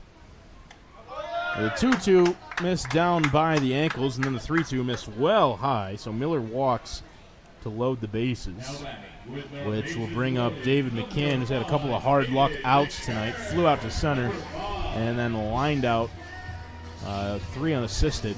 Had a line drive down to the first baseman, who made a good play to pick it up, Hopko, and then step on the bag to retire McCann, but he comes up now in a big spot.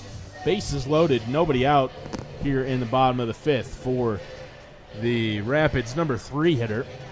Boy, what a time it would be to see a ball go flying over that wall. It'd be a real rally booster for the Rapids, and McCann puts a big piece on that ball, and that will get foul for strike number 1 of the at-bat. Well, that one was pushed down the left field line. McCann, the lefty, went the other way on that pitch. Unable to keep it fair. It's 0-1.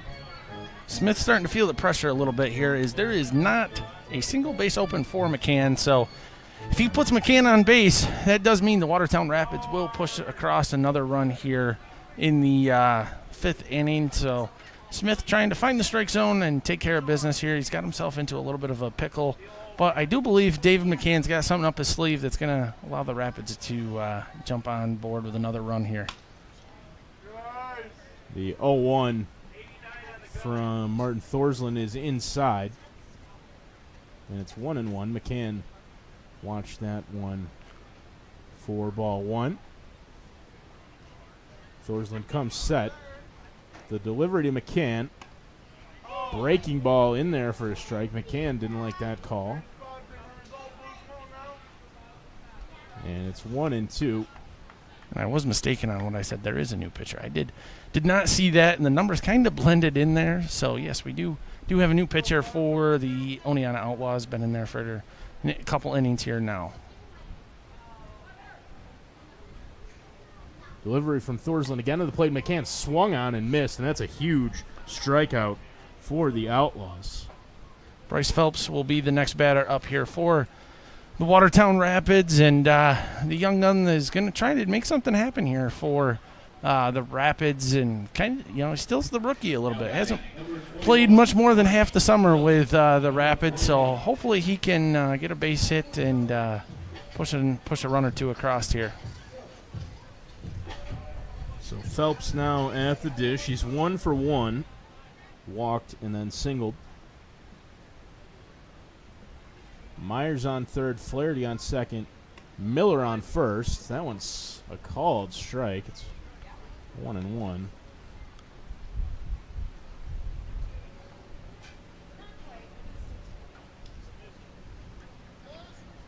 All looked like it was down and away. Scoreboard here says 1-0.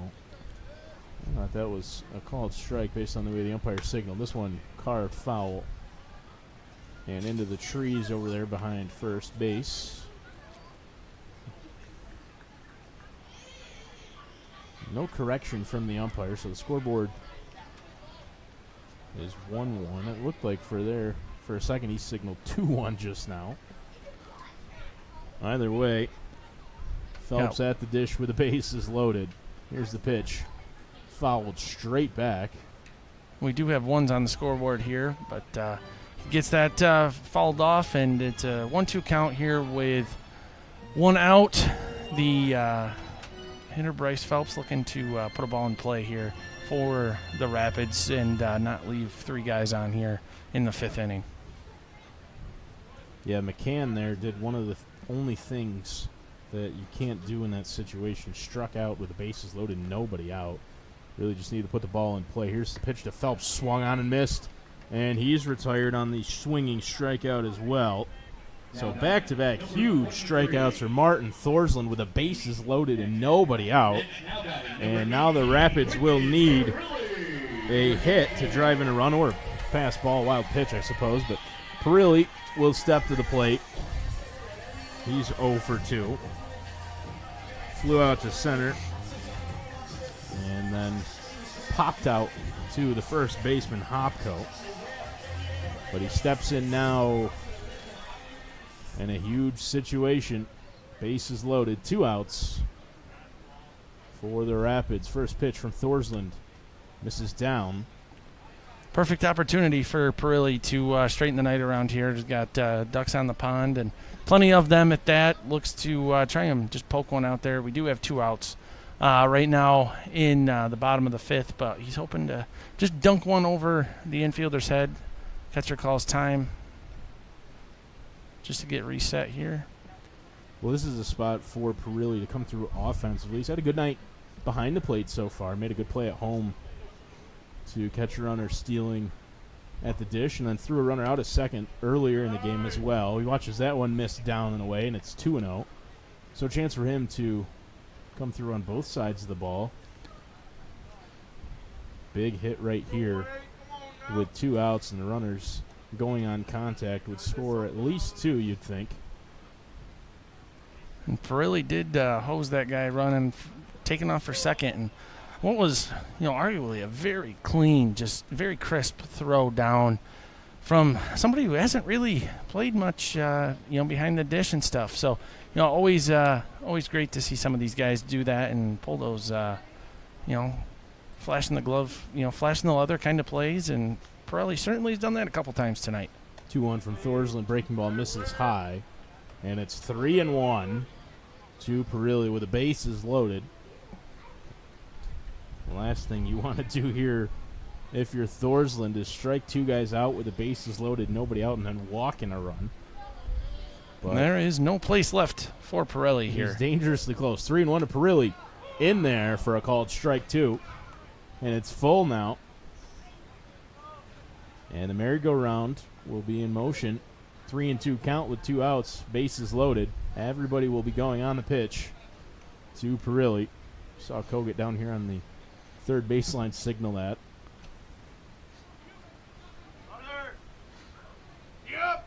And everybody starts to go. Swung on and missed.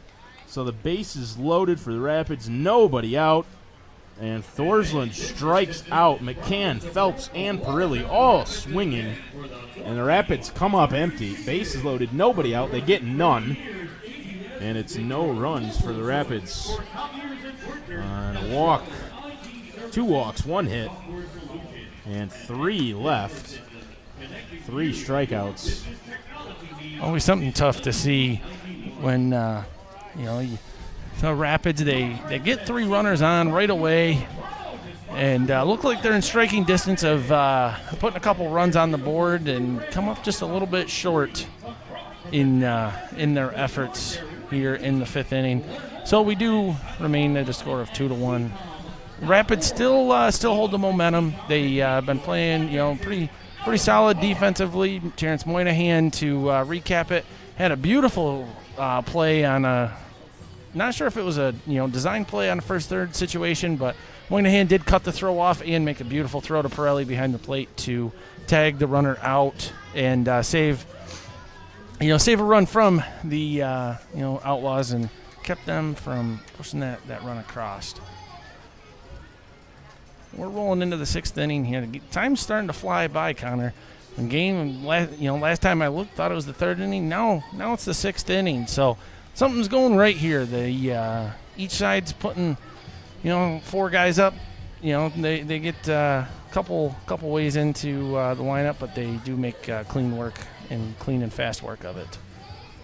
And Nate, you should find some wood and knock on it, because the last thing I'd want is for you to jinx it. It's been a good night of baseball so far. The Rapids coming up short in that last inning. That's unfortunately something we've seen from them quite a bit this year. Seem to get guys on and then can't drive them in. It starts to get to be a little bit of a mental thing after a while, too. You get into those situations, and especially when Watertown was just in a spot where they had bases loaded, nobody out, and they're 3, 4, and 5 due up, and they all strike out swinging. It's pretty much worst case scenario. Fortunately, they're still in the lead. It's 2-1 as we head to the top of the 6th. Leading off for the Outlaws will be the left fielder, Mikey Rodriguez. He swings and fouls the first pitch straight back for strike number 1. Rodriguez struck out his first time up, and then it'll be the top of the order. Leary, Wade, and Roach due up after Mikey Rodriguez here to lead off the 6th. Second pitch is a ball outside. It's 1-1.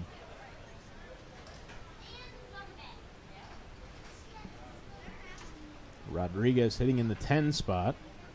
Both teams utilizing the designated hitter and the extra hitter tonight. The Outlaws starting pitcher Eric Smith hit for himself and then stayed in the game as the designated hitter after he was replaced by Martin Thorsland. Thorsland got himself into a jam last inning. That one's going to bounce over the head of Miller at first base. What a bounce. That was a tough break for Jax Miller. Not much you can do on that. I know the infield here at Toyota Field from playing on it a couple times has got a very hard edge when it goes from the grass infield to the dirt, and that plays like that do result where it just takes a gnarly hop, and especially if that ball had a lot of topspin, so that ball was motivating right down through there. So tough break for Jax Miller, but not too much happens. He does. The base runner will stay at first. First pitch to the leadoff hitter Leary in for a strike. He's popped out to second base twice, 0 for 2. Throw over to first, and diving back in plenty of time is Rodriguez. A good piece of hitting by Rodriguez. He saw the pitch, saw his opportunity, and just pushed the ball right with him, and was able to get himself on board here in the early part of the 6th inning.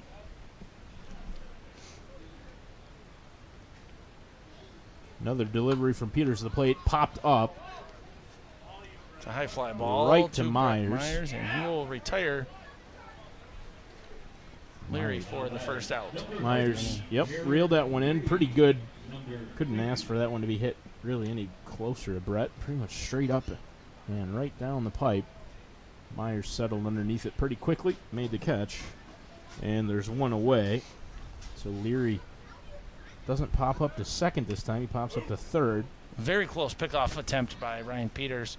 Jax Miller was able to get the tag right around to his back foot, but the base runner Rodriguez did slide in there just ahead of the throw. This one, that's heading for the cars. Popped foul, out towards the parking lot. Looks like it might have got a favorable bounce and stayed in off the top of the fence, stayed inside the confines of the stadium back there. 0-1 from Peters. Misses away. 1-1.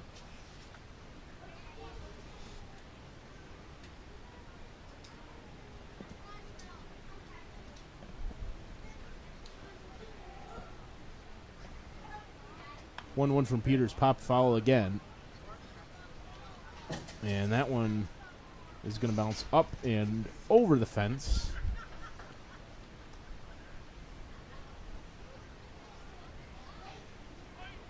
Out towards, I believe that's line drive.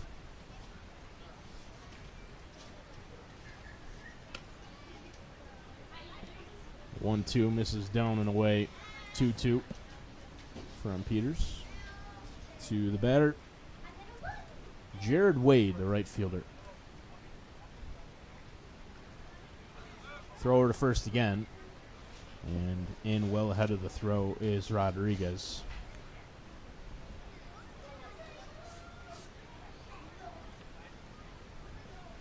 Wade in there at the plate. He's 1 for 2. Make that 1 for 3 as he swings and misses.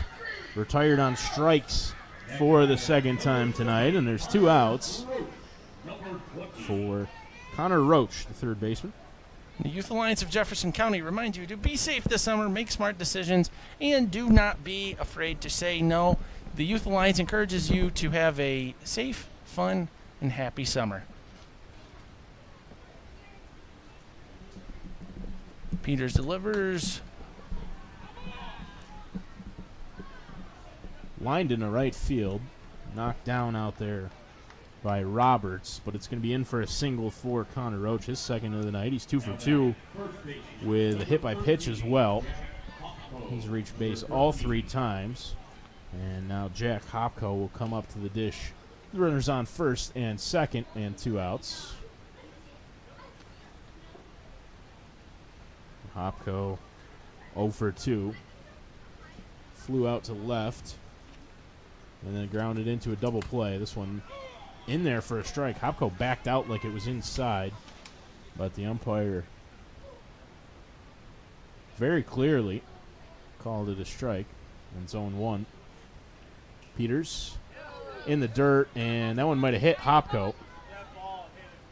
It did. He made his way over to first. Both of the runners took off like they thought it was a live pitch. And That did not hit the batter.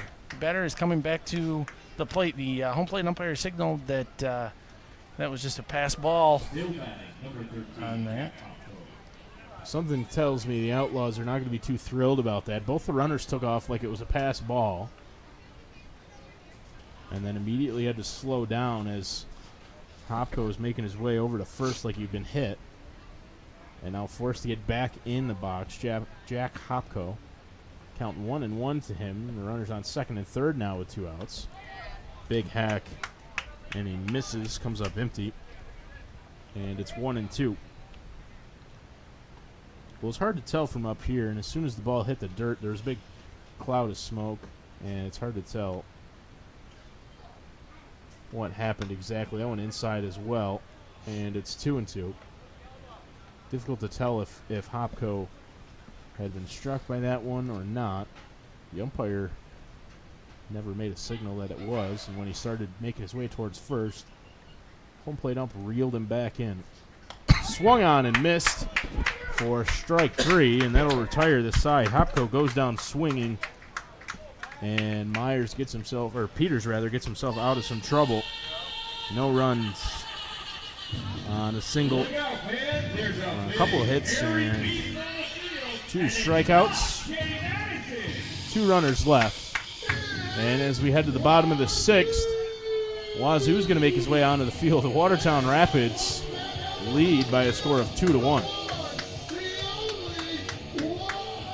Take a second here while there is a break in the action to share some information with you about the Youth Alliance of Jefferson County. They're a prevention-based and youth-led organization that tries to help make the community a better place. They do work in conjunction with Alliance for Better Communities and a lot of the great organizations there. They are school-based, so keep an eye out for the Youth Alliance to be setting up shop in your school district and see what you can do to be a part of the change.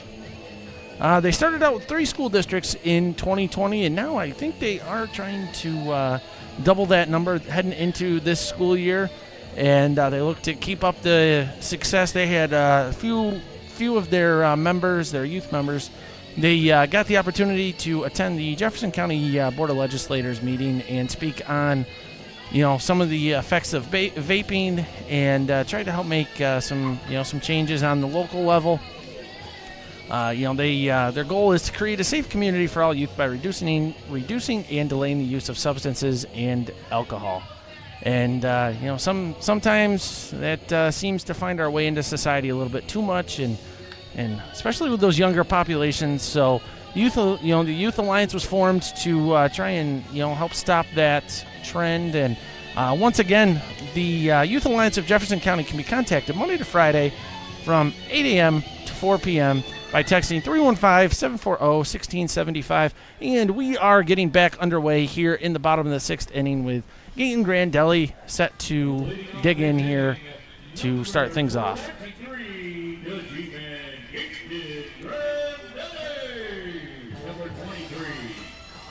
So Grandelli goes through his pre-at-bat routine. I like the little shimmy he always gets in there before he steps into the box. First pitch in the dirt. Good pick back there by Barone. And it's 1-0 to Grandelli.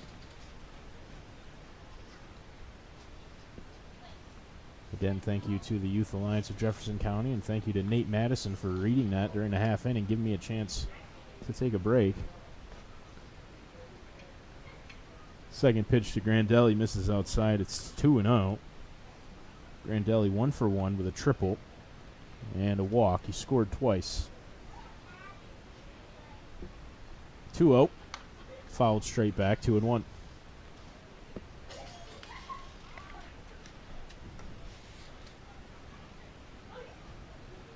And fans, always keep an eye out for where NBC Watertown might pop up for the live streaming events that we do. Connor, I know you do announce some of the Watertown Red and Black games. We proud to work with our local sports teams. And Grandelli hits a shot out to deep center field, and the center fielder will settle under that for out number 1 here in the 6th inning.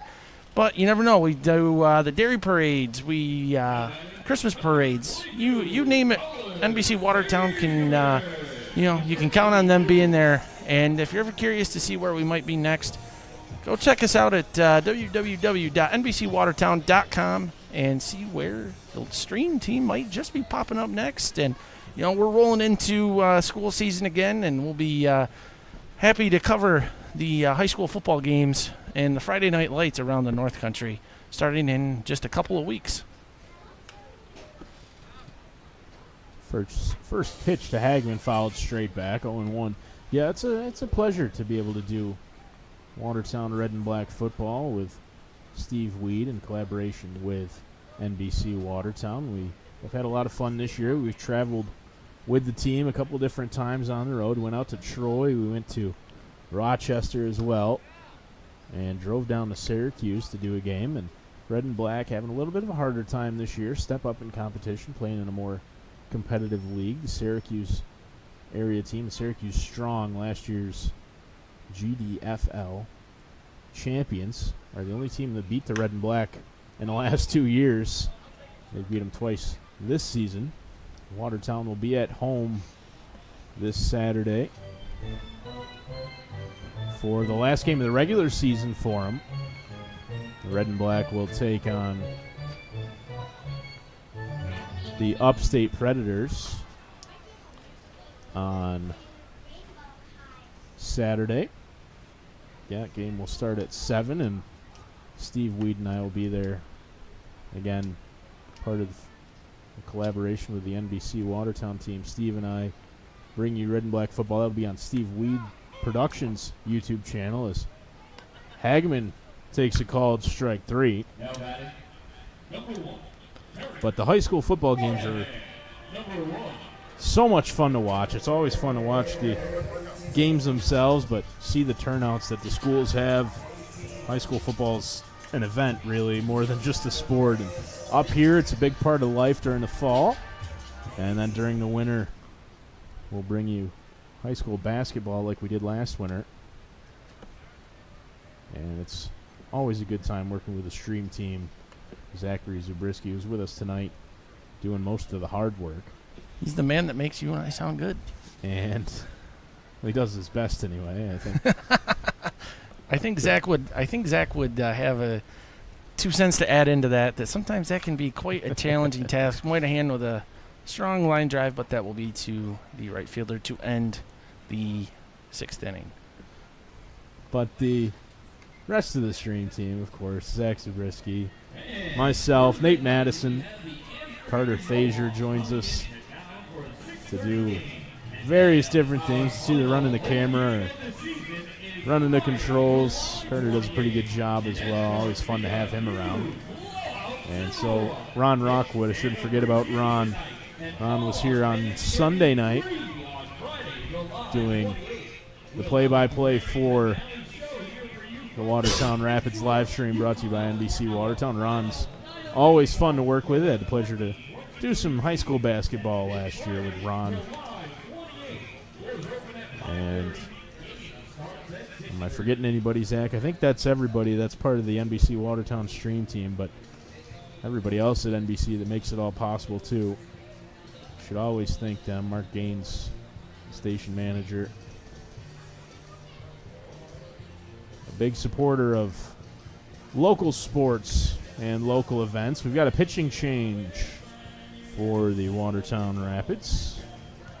It'll be number 6, Tech Nash, who comes on to pitch for Watertown out of the bullpen. So that'll be the end of the night for Ryan Peters, but it's 6 strong innings of 1-run ball for Peters tonight. He's in line to get the win if the Rapids can make the 1-run lead hold up. Nash out there on the mound. Get a look at him here. Got a pretty quick, short delivery to the plate. Nash is definitely a solid option to have coming out of the bullpen.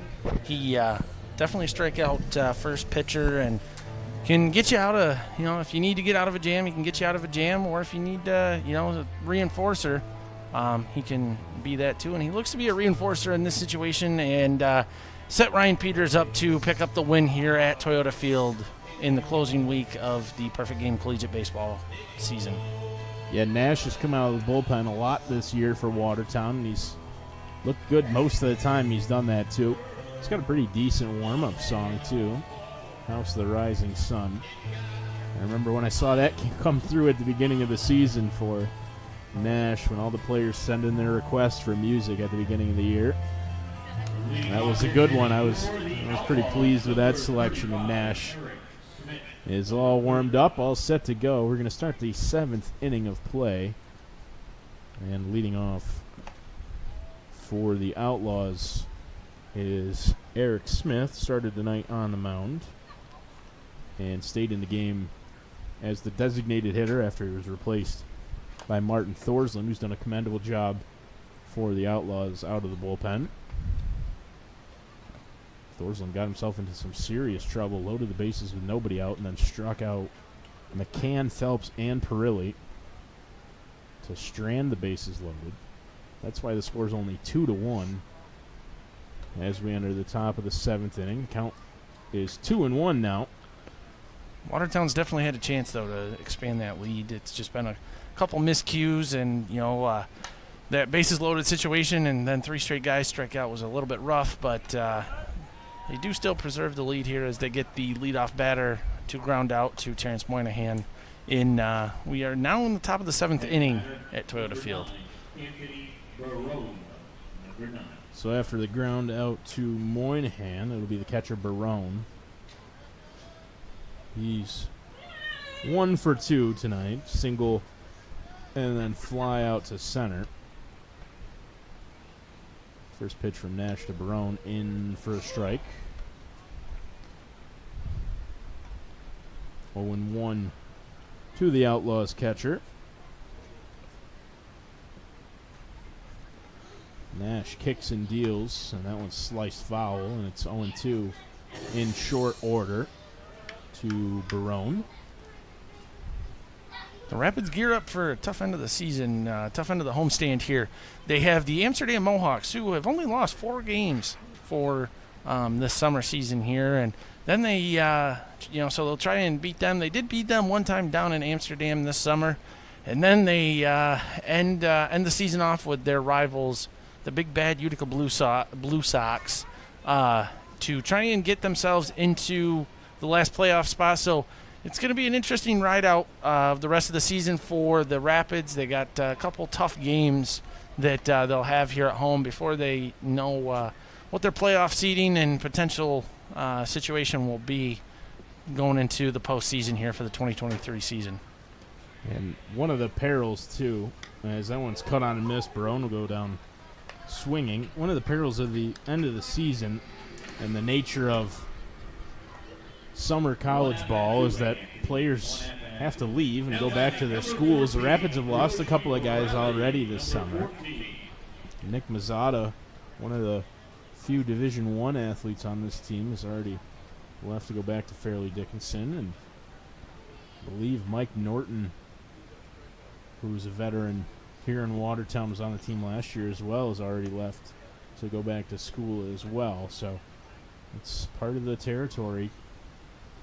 Players ultimately have the responsibility to be students first and have to go back to school and fulfill their duties there. In the league as a whole, the Perfect Game Collegiate Baseball League, in case if you listeners out there are not sure what it is meant for, it is, it's a collegiate summer baseball league that gives college players, typically, the middle classmen, so sophomores, juniors, or now, we're starting to see some high school seniors get a shot here in the big dance. It gives them a chance to keep honing their skills and working on their baseball rhythm, and also gives them a chance to help keep their bodies in shape throughout the summer months when there is no fall baseball or spring baseball going on at their colleges. And then, as Connor was saying, we do lose, some players here at the end of the summer, and already starting to lose a couple due to their and Brett Myers with a very athletic play to get the runner out for the 3rd and final out.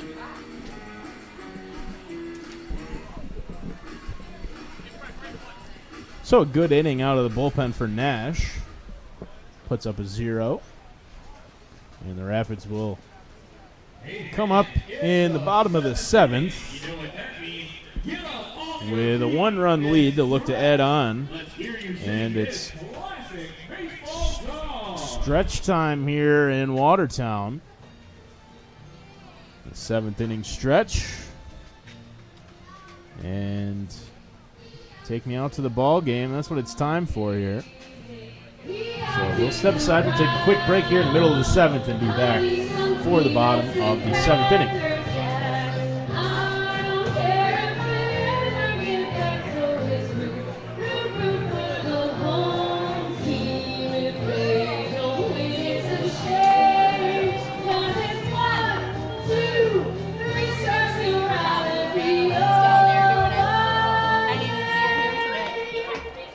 Wow! Ladies and gentlemen, Jess Lee! Jess is part of Northern Plain Chorus, and she works at Jefferson Community College, so we're really excited to have her here tonight. Thank you very much, Jess. All right, fans, let's hear it for the Watertown Rapids! So after the 7th inning stretch, a chance to get up and move around, give everybody an opportunity to stretch out a little bit. It's been needed. It's been a good game of baseball. Not a load of excitement. It's only 2-1 here as we move to the bottom of the 7th inning. Watertown leading by just a singular run over the visiting Outlaws. And leading off the inning for Watertown is Corey Roberts. He watches the first pitch miss for ball 1. Roberts 1 for 2, single and a strikeout, drove in a run back in the 2nd inning of play. He drove in Grandelli after he walked in the 2nd. That one finds the corner of the strike zone. It's 2-1. Roberts, the lefty in there against the righty pitcher Thorsland. That one misses up and away. It's 3-1.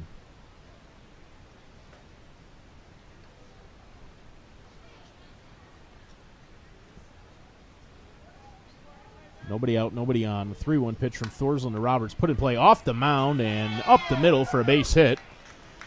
Roberts finds the way up the middle and through for his 2nd single of the night. And he'll be on first with nobody out for Brett Myers. Myers 0 for 0 tonight. A couple of walks. And a chance here for Brett to come through. Nobody out, one on. After Roberts singled up the middle. Myers going to lay down the bunt, and it's going to roll foul, where it's fielded by the 3rd baseman, Roach. So strike 1 for Myers on the foul bunt. Myers did have the very athletic, nice play to end the last inning there. So looks to keep the momentum that he did gain rolling here offensively and see what he can do. 0-1 to Myers after he pushed the bunt foul. Thorsland kicks and deals, quick delivery. Myers showed bunt but pulls back. And it's 1-1. Be the top of the order due up next. Flaherty on deck. Then Miller and McCann. Flaherty 1 for 2, double and a walk. Throw over to first. Diving back safely is Roberts. Miller is in the hole. He's 1 for 2 with a single and a walk. And then it'd be McCann, who is 0 for 3. Myers gets the bunt down, and That's going to move Roberts over to second. So Brett does his job. Gets the bunt down. Sacrifice to move Roberts to second. And we're back to the top of the order for the Rapids. Flaherty at the plate now. The runner in scoring position and 1 out after Myers' sac bunt. That's one of those things where if you're struggling offensively, you still find a way to contribute. The sac bunt for Myers moves Roberts, who has some pretty good speed, into scoring position with only 1 out for the top of the order. Flaherty now in at the plate. And timeout called, I believe, by the catcher Barone, who's going to head out and have a conversation with his pitcher. Roach is going to join them as well, maybe talking bunt defense strategy here. We saw Flaherty square earlier like he was going to bunt, and then he pulled back and let a full swing go, lined a double into the gap. Very impressive play at that. You don't see too many guys be able to square, pull back, and then, put solid contact on the ball like Flaherty did. I mean, he crushed that ball. To the opposite field as well, into the right center field gap. Put it right on the Northern New York Community Foundation sign that's out there. Almost. For a second, I almost thought that ball might jump over the wall. I mean, that was a pretty well hit ball. Malachi, wonder if he's going to do something else again. So first pitch to Flaherty, and he's swinging. That one's fouled straight back up behind the grandstand and out of play. 0-1.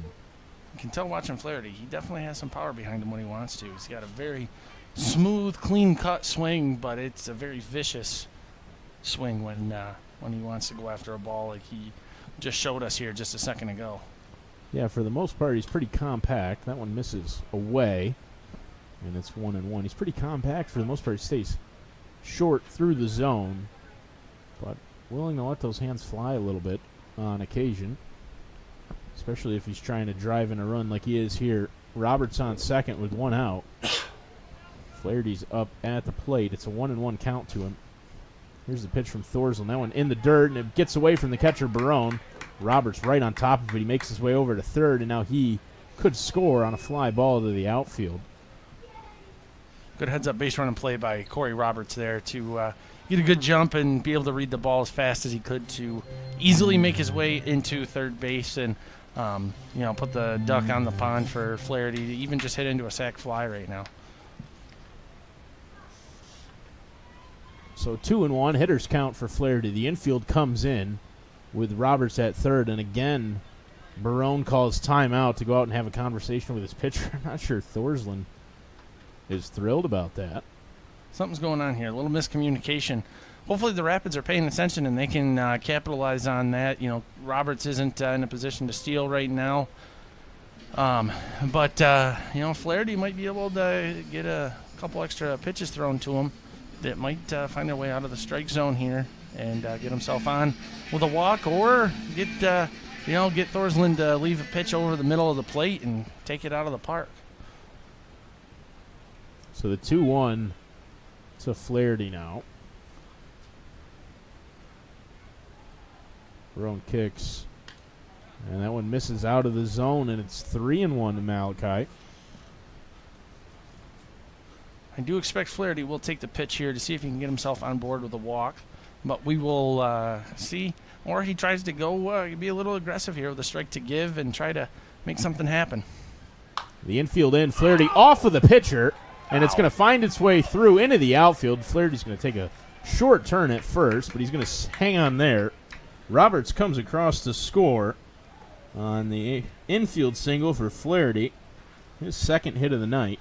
Tough break for Thorsland on that. That was Flaherty didn't leave much undiscovered on that baseball. He ripped it right back up the middle, and the pitcher has to give up their body every once in a while, unfortunately. But that ball, if that ball had gotten through the middle, that would have been a double very easily with Flaherty's speed. But then hitting the pitcher, it did limit it to a single. But Flaherty does get himself a RBI single here in the bottom of the 7th inning.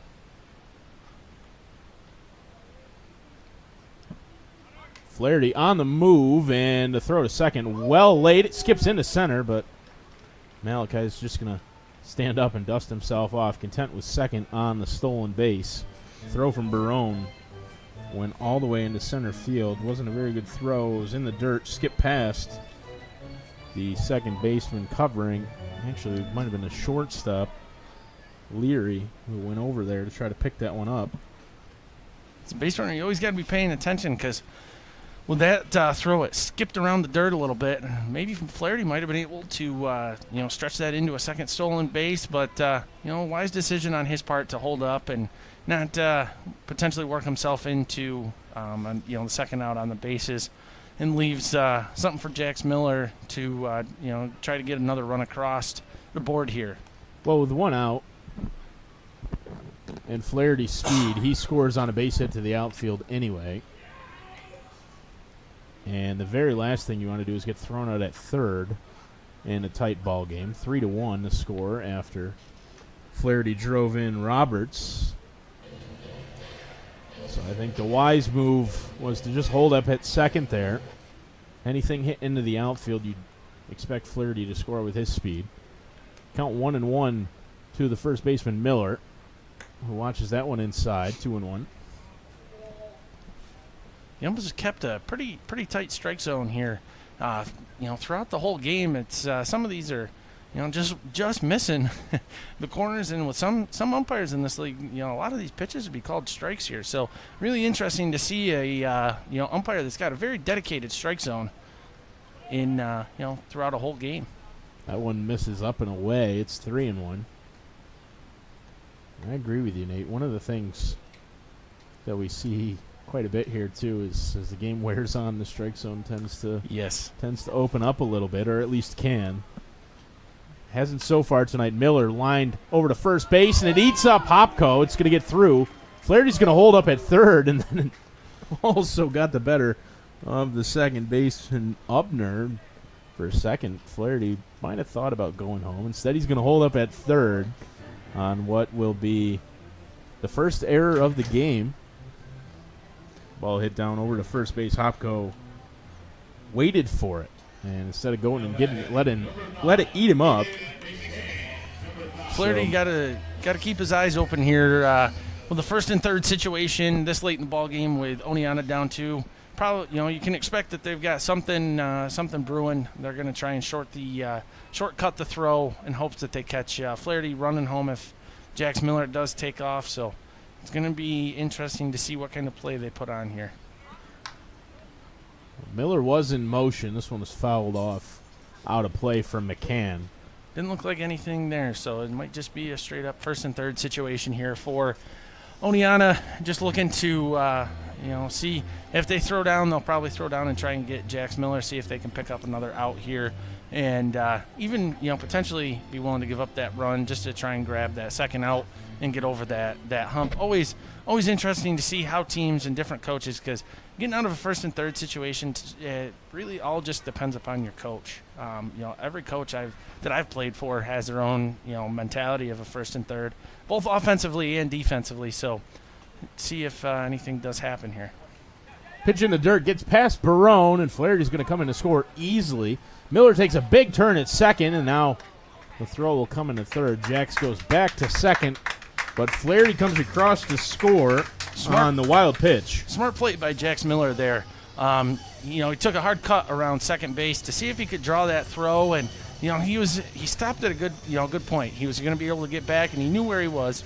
He had a good sense of where he was in the field, so he could, on the overthrow, he could get to third, or, like he did, he just retreated and just kept everybody on their toes on the left side of the infield for Oneonta. Well, the thing that he did, too, is he forced Barone to make a throw to third, and when that happens, you never know what the outcome's going to be. Barone could have easily thrown that one away. McCann in disbelief at that strike call. And it'll be 2-2. He thought it was up, I think, and maybe even away. But it's called a strike. Check that. The count is 2-1 to McCann with Miller on second now and still only one out. McCann very vocally upset on that strike call there. Swung on and missed from McCann, and it is the third strike, actually. So it was 2-2 on that strike call McCann wasn't pleased about, and then he goes down swinging on the next pitch. So there's 2 outs. Miller on second with 2 out now, and stepping to the plate is the designated hitter Bryce Phelps. 1 for 2 with a single and a walk.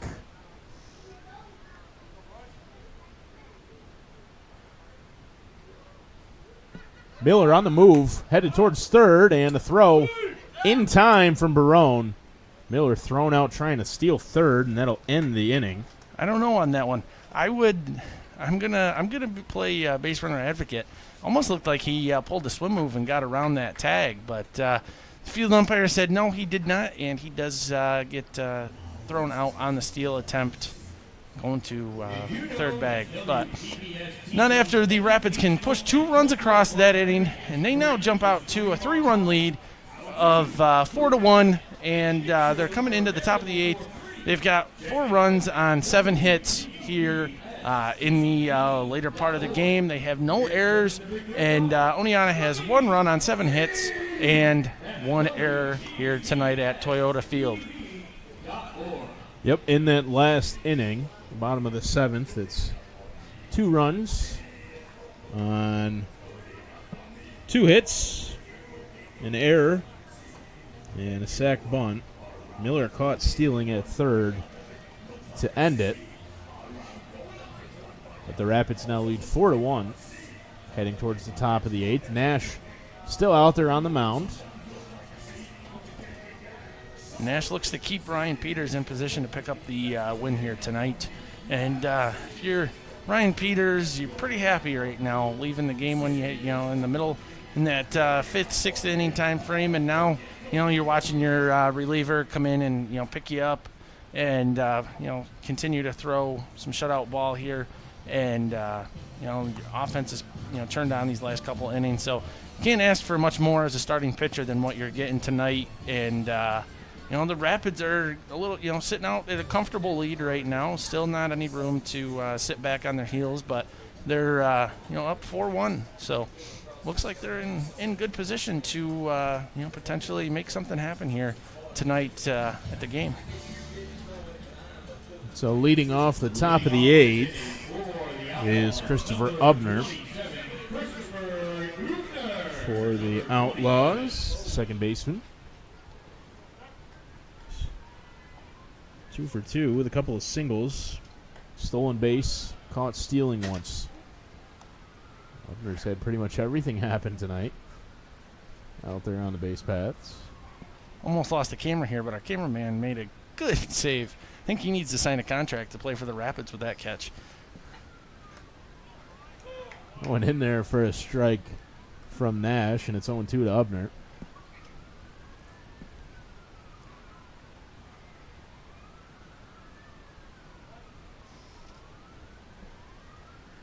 The 0-2 misses away, 1-2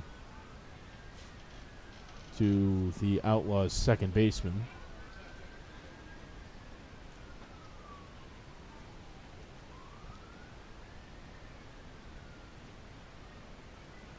It's cooled off a little bit here in Watertown. That one also just misses, and it's 2-2. Sun's down, and a little bit of a breeze picking up now, but it's still really beautiful summer night in Watertown, New York. This one put in play down the third baseline, fielded by Myers. The throw to first is a laser over there in time, and Ubner retired on the 5-3 put out. First time he's been retired tonight. And there's one gone. Nobody on for the center fielder, Jacob Pipersich.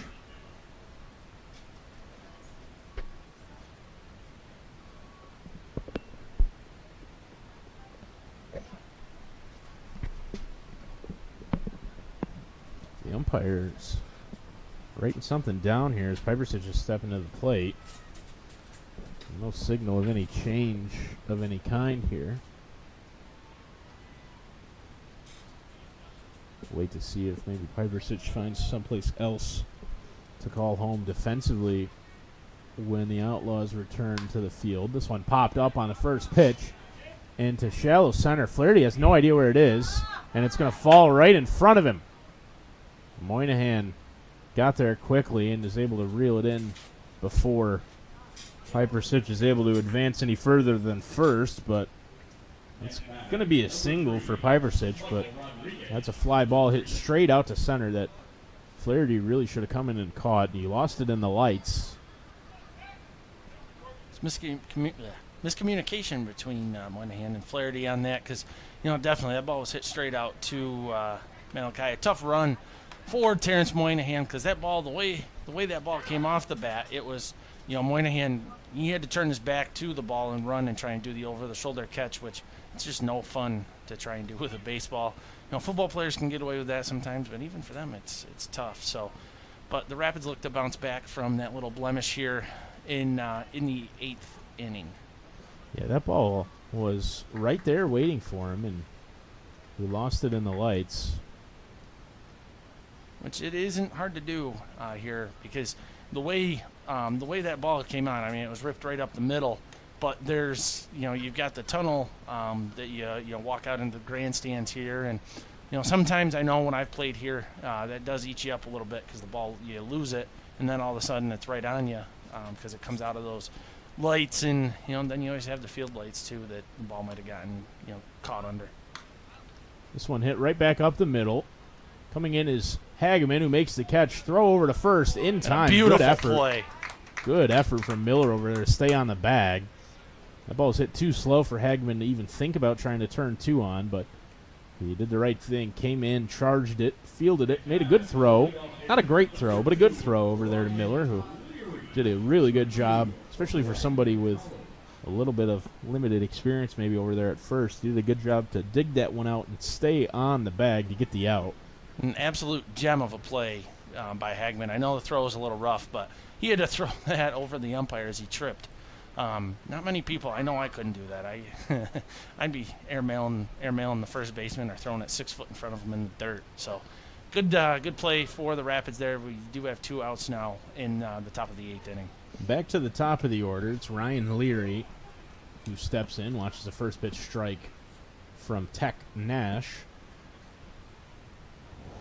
Rapids leading 4-1 here in the top of the 8th.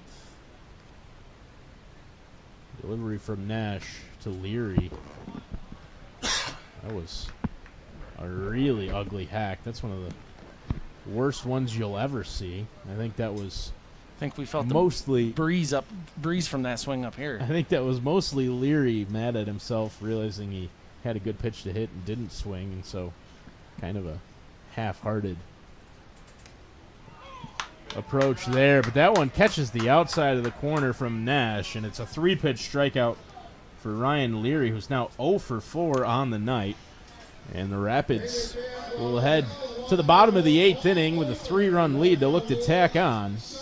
And a really solid outing for Tech Nash. He's getting a word from Coach Kogut here, and you wonder if Kogut will ask him to go out and pitch the 9th, too. It just probably depends on what the Rapids do offensively here in the bottom of the 8th.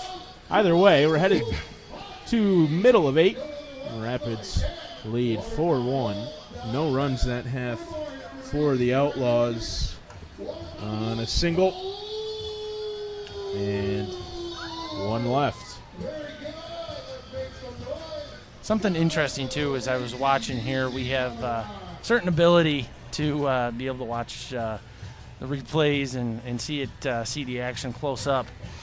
Tech Nash and Pirelli, they had something brewing, because Pirelli would set up on the inside corner just about every pitch. So, you wonder if that was a strategy, just Tech Nash trying to take the bats out of the Outlaws' hands here, because those inside pitches, boy, they're hard to do things with that amount to anything more than just a weak ground ball in the infield.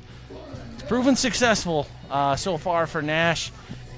Probably is going to be, I would expect you to see Tech Nash back out there to end the, to finish off the 9th inning and, let Watertown sit comfortably, not have to, dip into their bullpen, which, is kind of, beaten up and they're missing some people now that we're getting to the end of the summer. As Connor said earlier, this is it's a great league and stuff. But then some of these teams do get put in pickles where the guys got to go back to school or they got some family commitments that that they got to go tend to and have some time with their family, which you can't blame them. I mean, these guys that play here for the Rapids and in the PGCBL, 9 times out of 10, they're coming right from their college baseball season and coming right into their summer season here with us at in Watertown and joining us here in the community, or wherever else they may be, so can't fault some of these guys for wanting to head home, or some of the guys that I know Watertown's loss is due to injury. And some, unfortunately, were fairly early in the summer, but the Rapids are still digging in. They're putting up a valiant effort in a lot of these games over the last couple of weeks when they've lost some of their key players. I know Coach Mike Kogut is seemingly proud of his players for the fight they put up day in, day out here, on the baseball field, and the community still is backing their team, which is really great to see in the later part of the season. And just in case if you have missed it, the Rapids do have 2 more home games this week to end off the regular season, and then they'll try to, in those 2 games, they will try to roll into the playoffs for the PGCBL postseason. They do have 2 tough teams coming in here to play them at Toyota Field. One is the Amsterdam Mohawks. They will roll into they'll roll into Toyota Field here on Thursday, and then the Utica Blue Sox, the Watertown Rapids rival. They've earned that. They kind of nicknamed their games the rivalry because they play some pretty competitive baseball. Utica has come in here, and I really don't think there's been a game that Utica hasn't stayed in, or Watertown hasn't stayed in, and neither team really rolls over one another. So it's always fun to have them here at Toyota Field and see the competition between the both of the teams. Utica's one of those teams too. Used to be a minor league franchise there in Utica called the Blue Sox. So there's a history of baseball prestige and success there. And so I think that's part of the reason why there's a bit of, I wouldn't say bad blood, but a bit of competition between the 2 squads. New pitcher for Oneonta is R.J. Letkowski. One of the interesting things, too, for the Perfect Game Collegiate Baseball League is, and he gets beaten pretty hard on that pitch. Yeah, that one right square into the back of Bryce Phelps. The very first pitch Letkowski throws out of the bullpen, and he's going to start earning the nickname Wild Thing here. There's no real reason why Letkowski would be throwing at Phelps in that situation, but I wouldn't blame Bryce if he felt a little bit displeased about that one. I mean, that was a fastball right to the back. Like I said, no real reason for that to be intentional, but at the same time, it's a fastball. You should be able to control it a little bit better than that. Yeah. Coming out of the bullpen, and the first pitch he throws nails Phelps right in the back. So immediately runner on. Yeah, you got to wonder if there is just a slight bit of bad blood, because boy, that situation, it's really hard. I mean, things happen obviously, but it's hard for a fastball to slip that bad to where you nail a guy right in the back like they did.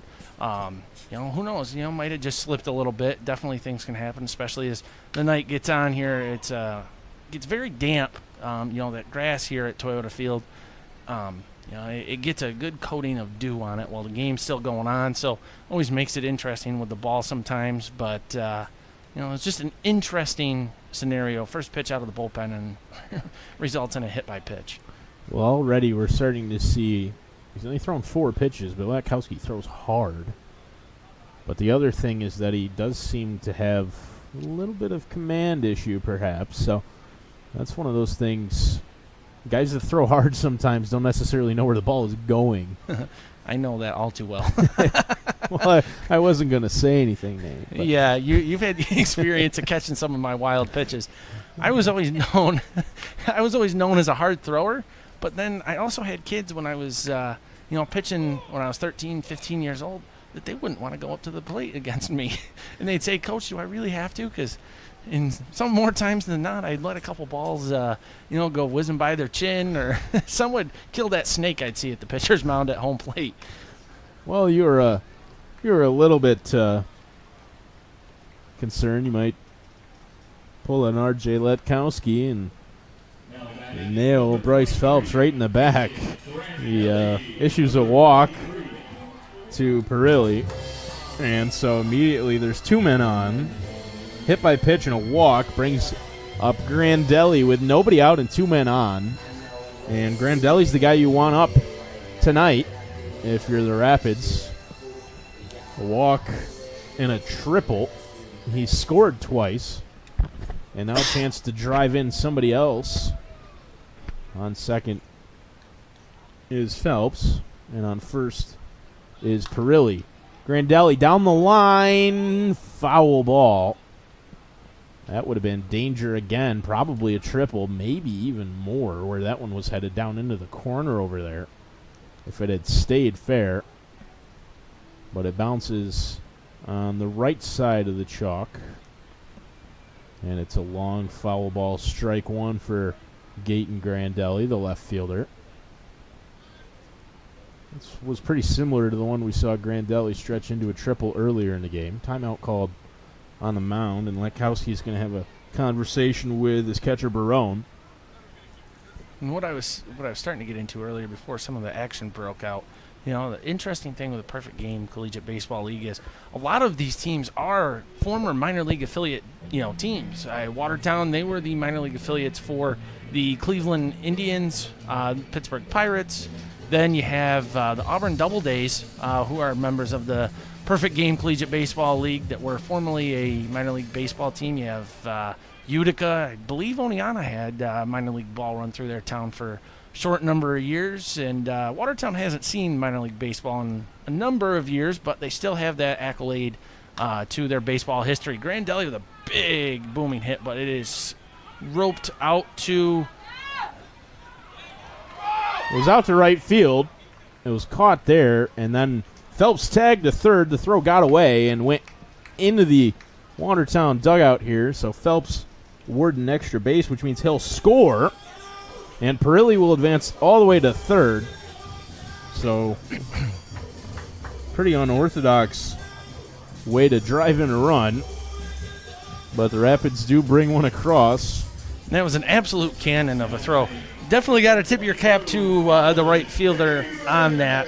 The right fielder really had no business in throwing that ball to third base with how far the runner was committed towards third, but fires an absolute missile into the third baseman, and the Rapids base runner slid in just at the perfect time to create a big dust cloud and cause the third baseman to miss it, but a heck of a throw. And that ball, too, when it bounced right here in front of third base, took a really funny bounce and kicked to the left and found its way into the Rapids dugout down directly beneath us. There's an opening down here to our left, which is where the ball found its way in, I'm sure. And because of that, ball went out of play. Both runners advanced an extra base, awarded an extra base. So Perilli to third. Phelps scores. And there's one out for Colin Hageman, who is quickly behind 0-2. But the Rapids tack on another one here. It's 5-1 in the bottom of the 8th inning.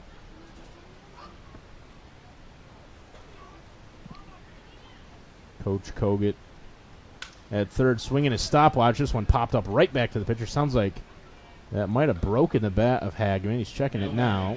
I believe that is a broken bat for Hageman. Looks like the handle of that split right in half. So Hageman retired on the broken bat pop up to the pitcher. And Terrence Moynihan will step in with Perilli on third and 2 outs now. Rapids find themselves in a very comfortable situation right now heading into the last inning of the ball game here. Situation the Rapids have not been able to find themselves in as of late. These games have been very lopsided for the Rapids in the opposite direction, and then it puts them in a situation where they have stepped up to the plate and had some great rallies get started, but it's just always makes the too little too late scenario. But it looks to be just the opposite here for Watertown tonight. Ground ball right to first off the bat of Moynihan, handled there by Hopko. And he'll step on first for the 3 unassisted. But the Rapids push across the run. Hey, Jay, do you hear me? Really drives it in, sort of, with a fly ball to right field. Runners advanced on the tag, and then Bryce Phelps scored as the ball rolled out of play into the Rapids dugout. Watertown scores to stretch the lead to 5-1, and Tech Nash will be tasked with closing this one out with a 4-run lead. He's pitched really well in relief so far, and he'll get the chance to end it for Watertown. The Rapids are down to their last 3 outs here in the ball game, and it's going to be a good night for the Watertown Rapids. Tech Nash is, as you were saying, Connor's thrown some great relief ball here in the later innings, and Rapids look to settle in and get to the middle of the week here with win under their belts, rolling in, and playing against Amsterdam and Utica. Tech Nash, very reliable reliever, as you've seen throughout this, but he couldn't have gotten the chance to have a good relief appearance if it wasn't for the start of the game from Ryan Peters. Ryan Peters threw a heck of a game. He had some hits given up and stuff, but threw 1-run ball, and that 1 run came in the 2nd inning, and that has been it. The Outlaws have not scored, and to be honest, they really haven't put up much of a threat to the Rapids here, especially in the later part of the game. They haven't, they've had a couple guys get on, couple hits, that kind of thing, and a couple guys try to get home, but close, but no cigar here for the Outlaws, and the Rapids look to capitalize on that and roll into the final 3 outs here of the game at Toyota Field against the Oneonta Outlaws, and we are back underway here in the 9th inning. Leading off the top of the 9th is the right fielder Wade, who takes strike 1 from Nash. Wade 1 for 3, single and a couple of strikeouts for him. Hitting out of the 2 spot in the lineup. Checks his swing, and he went around, says the first base umpire.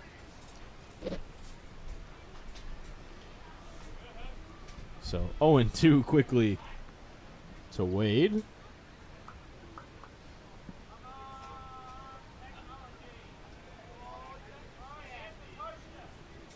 Delivery from Nash just misses outside. Starting to get a little bit buggy up here.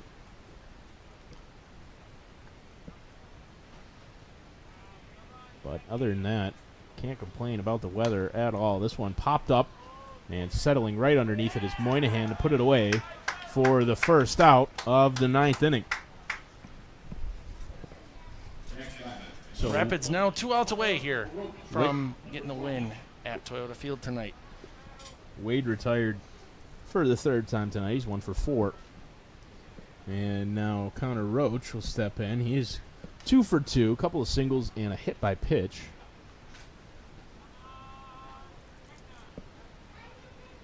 First pitch from Nash to Roach. In there, a called strike 1.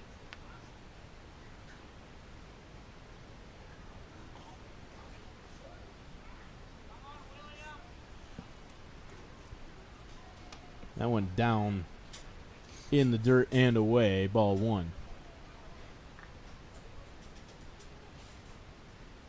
1-1 count to the Outlaws' 3rd baseman. That one called for strike 2. And the count 1-2.